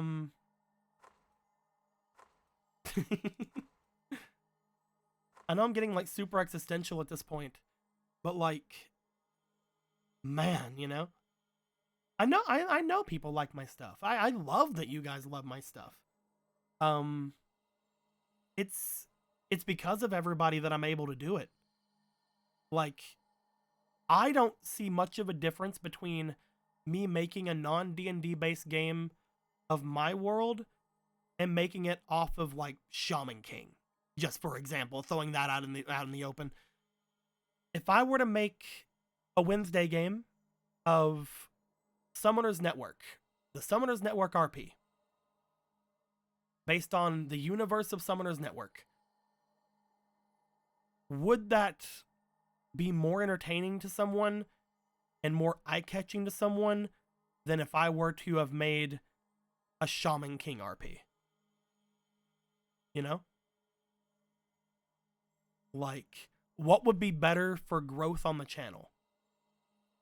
Summoners Network RP, the risky move that if people don't like makes zero money over its course of going and may potentially put me under, or Shaman King RP, something that people know of, people love, and they're like, whoa, Shaman King or Persona or Fairy Tail or Dragon Ball. That's where the risk comes in. Because it's obvious. Those would be much better. And I could do it. All of those things I just mentioned, I have ideas for. If I ever wanted to, I could do another Fairy Tail campaign. I could do a Shaman King campaign. I could do a Dragon Ball campaign. The Dragon Ball one, just letting you guys know, I already have a campaign made. Dragon Ball and Persona, those campaigns are already made in my brain. They're not put to paper yet. I already have stuff for them. Like Persona especially, that could have been the Sunday game. I ended up making Yu-Gi-Oh! The Sunday game, but Persona could have been the Sunday game. It was that far in development. It was the other one that could have happened. Dragon Ball, already have an idea for, already have main concepts for. I may or may not already have a piece of art for it. I don't want to say too much about that. Well, to be fair, I have a ton of art for Summoners Network RP.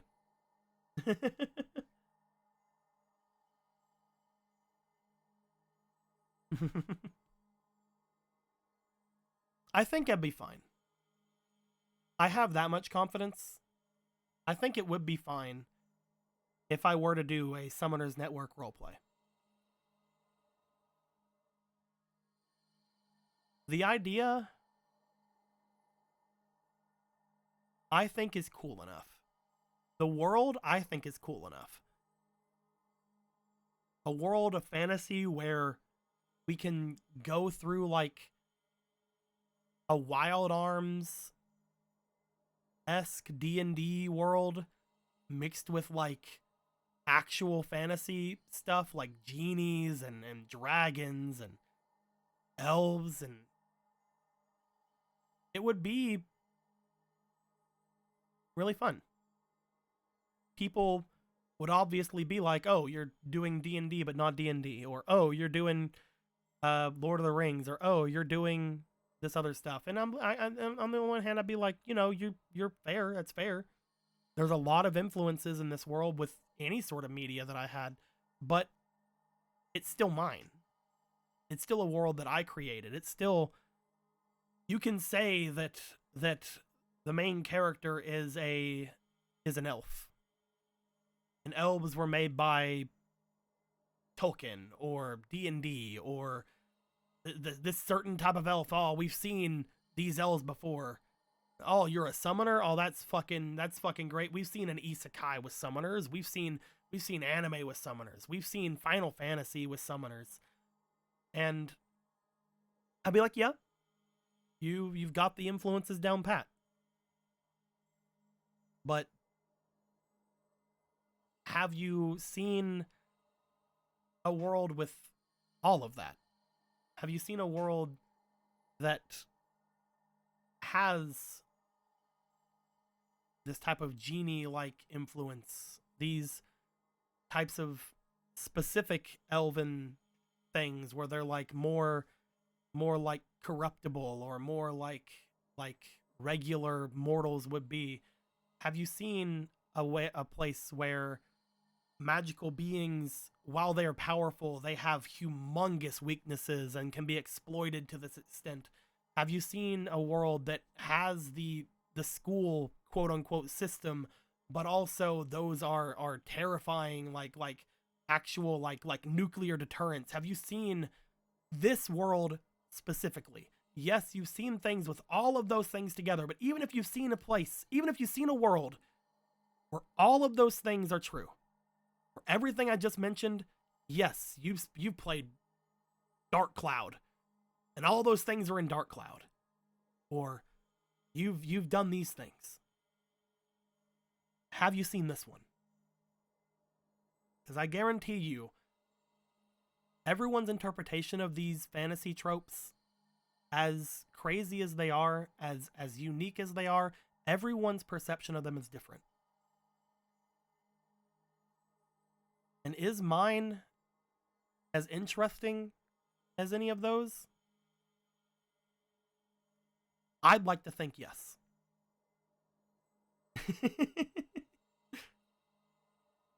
I'd like to think it is. And it all comes down to if I have the confidence when it comes to the time to do it. Do I have the confidence to go for it whenever the time comes? Do I want to put everything on the line for something I think would be my thing, my magnum opus, something I've been working on since I was like fucking like 13 years old? This world that I've been building, that I've actually wrote things down for. I had a book wrote out of this that whenever I was a kid, I ended up getting rid of because my teacher said it was shit. My teacher said that it was absolute garbage because my teacher didn't like fantasy. And I made it. That was something I made. And if I had the knowledge that I do today, knowing that things are subjective and things aren't just shit because adults tell you they are, I would have an actual really bad book.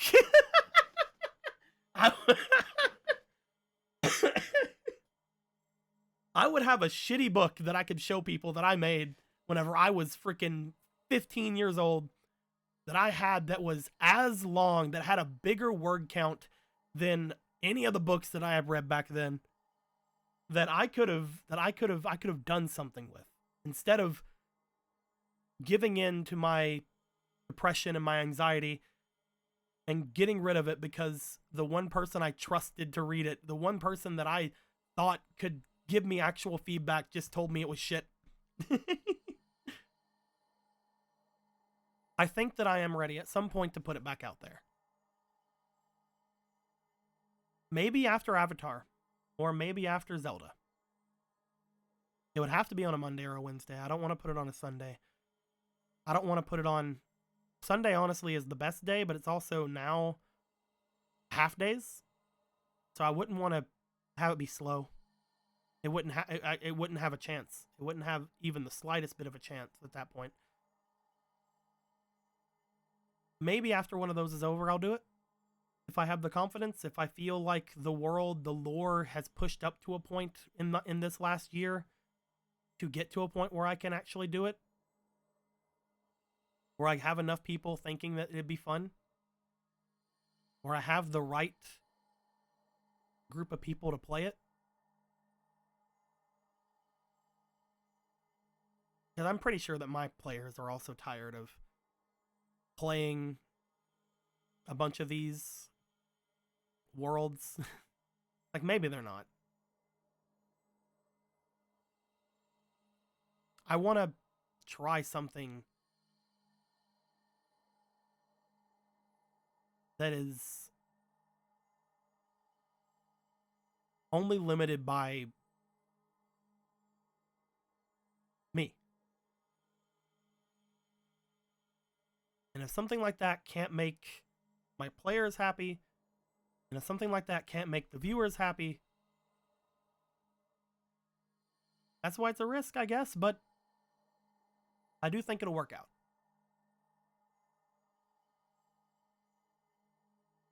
And if it doesn't, fuck it. I guess we're done. Pack it up. Pack it up. Again, sorry I got all kind of existential at the end there, guys. I wasn't planning to. Honestly, I was not planning on going down my thoughts Like, I've been not in a fantastic place the past, like, month or two, longer, this entire year, basically. But, and I've been thinking about stuff like this over and over. Like, there was a time whenever I was like, maybe that'll be what I do after NetNavi. But I'm like, no, I can't do it after NetNavi. I haven't gotten the freaking, I haven't gotten the Summoners College event done. I can't do that until the Summoners College event's over. Now that I have this idea that might actually work to get the Summoners College event done, that I could potentially get done by the end of the month. I think I honestly could get this started by the end of the month. I just have to finish. The one thing I have to do is I have to finish the Northern Outer Walls event. Because I have one more thing there, and that's where the reveal is going to be. I think the reveal has already technically happened, but that's where the reveal of a certain thing is going to be that is going to lead into the Summoners College event. So once that's done, then I can start the Summoners College stuff, which could just be there. It could just be there for a year. I could just have there be open RP, open non-canon RP, and pick and choose little events. Every now and then throw in like a lore event that is canon, and just have you guys go crazy. No one has to make sheets. No one has to do anything in particular. There doesn't have to be like really big stances on rolls. I could give you guys just pluses and minuses. Like, it doesn't have to be everything. It doesn't have to be everything that I wanted it to be. But it could be still fun. I think you guys might like it. So we'll see. We'll see how everybody takes it. I'll give that as an option later on in the lore chat, see how people think. If you guys have, again, like, if you guys have read the lores like at all, like if you guys have gone through it and you guys have liked it, like if you like throwing down like a fucking thumbs up or something in the lore discussion chat, that'd be fun for me. I love getting feedback. I love when people tell me they like it. Like, it's fishing for, it's 100% fishing for comments and compliments right now. But you know, it's good to have. It's good to have feedback if people like it. Reading through what's already been read. If you guys go back and have watched this, like if you guys are watching this in the future and you've gone back and watched all this to try to get a better idea as to what has kind of happened. Again, some of the stuff I've said has been a little bit off from the lore posts that I've made. And some of the things, you know, it's mostly just been kind of concise down to like be a bite-sized little thing to watch. You know, a bite-sized thing of 3 hours. But, you know, it was mostly just the first hour and a half, honestly. Yeah, I hope everybody ended up liking it. But we'll see how things go. I'll make a post sometime later this year, or later this month. In 4 days, it's like my birthday, so that's cool. We've almost made 4K on YouTube, which is really neat. We haven't really grown on Twitch much in the past like year. At the same time though, like we've kind of stepped it up super hard as like production is concerned. Like we're not like at a humongously high level, but like damn, we've done a lot. Like even if they all seem small, like we've done a bit. Tomorrow we're doing the first game of Final Fantasy, which is gonna be super fun. Heckin', I'm gonna be able to play a bunny boy. Have you guys seen my bunny boy? Let me go grab him. I'm gonna be playing a bunny boy tomorrow.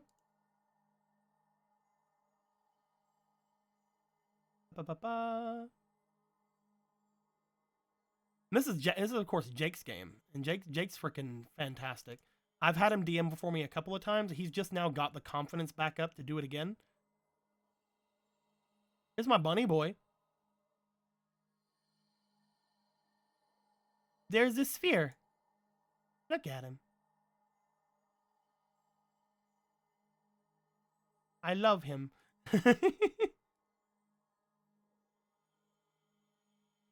And here's other sphere.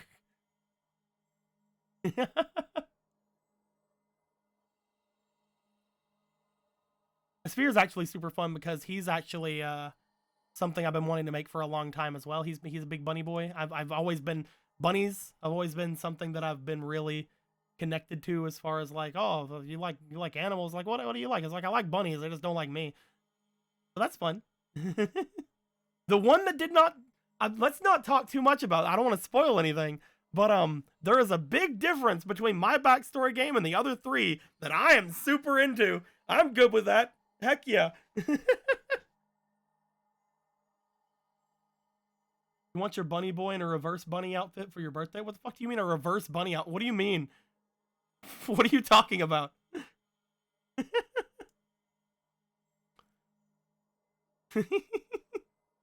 But yep.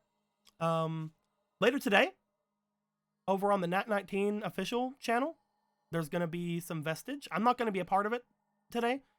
But that's gonna be super fun if you guys want to head over there to hang out with them. Over on, again, Nat19 official. I'm usually a part of it, but I'm not gonna be a part of it today because they're doing other game stuff. I might do some other stream later. I might play some like other games later. I haven't done just a flat out game stream in a long time.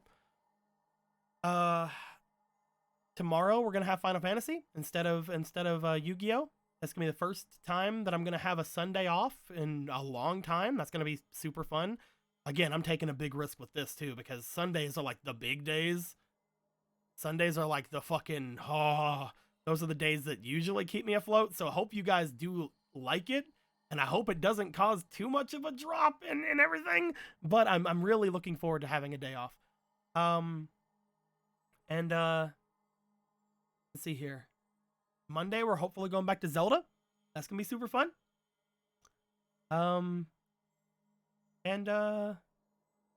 Tuesday I'm doing some Cool Kids stream. And Wednesday will be my birthday, and then hopefully some more Avatar as well. So yeah. What do you mean? This Code Game Vein was great. This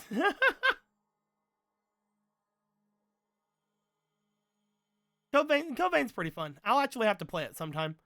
I played it for a little bit a long time ago, and I never really got past like the first area. Playing it again with like maybe we'll play with this blue boy. Maybe we'll play with this blue boy. That'd be fun. I'll save. We never gave him a voice.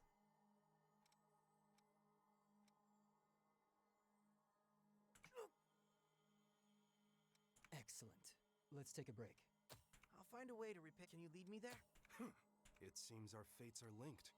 There's just no way. Sure. Got it. Let's make this tough.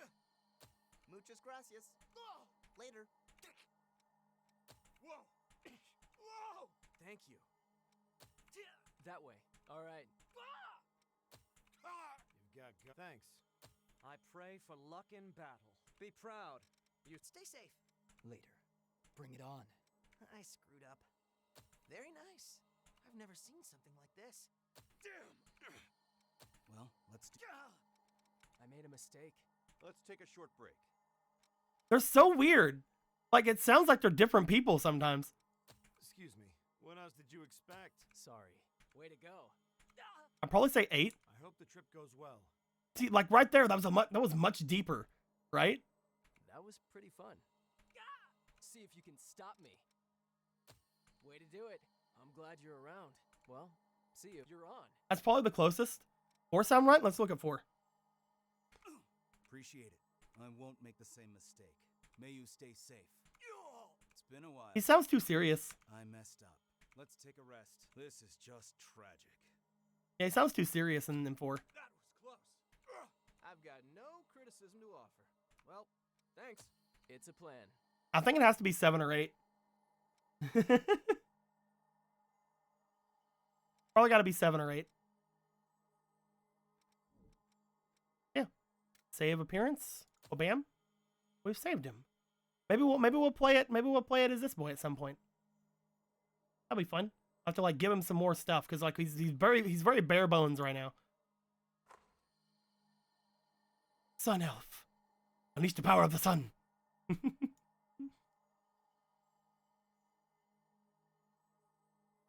And here it's you serious? 10 might sound fine. 10 sounded like it was like 8 different people, is what 10 sounded like, yeah.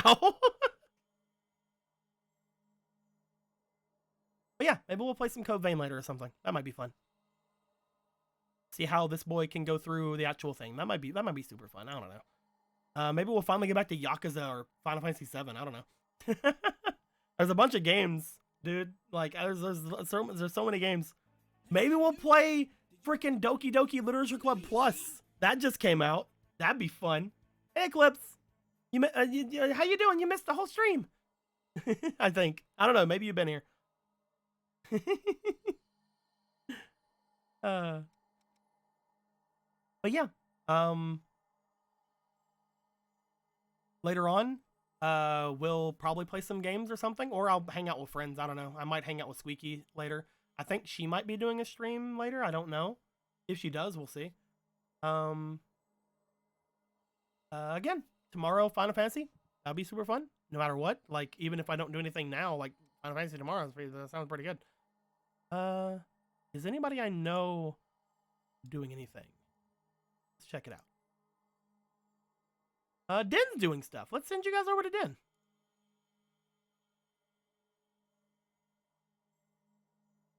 I'm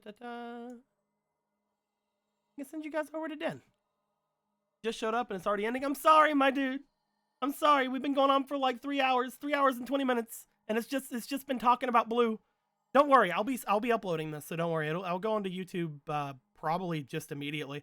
Well, it'll have to be tomorrow because you know Twitch kind of owns this VOD until 24 hours.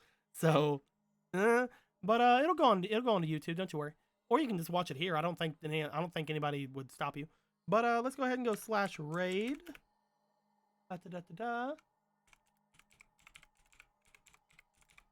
I'm gonna send you guys over to Din, otherwise known as Dark Dragon Tannis. Yeah, we'll see how things go over there. She's doing some stuff. I don't know what's going on. It looks like she's doing some Nat 19 art. Sounds pretty fun. She'll probably do anything. She'll probably do anything you guys tell her to. Honestly, she kind of just draws. I don't know. But she's having probably a pretty good time over there. I hope everybody enjoying themselves. Enjoy my side. Any questions, comments below. There may also be some gift subs coming her way. So just letting you guys know, if you want to stay there for like 5-10 minutes, I'm probably gonna give people gift subs over there. Don't tell her I said that though. And until next time, guys, like always, later days.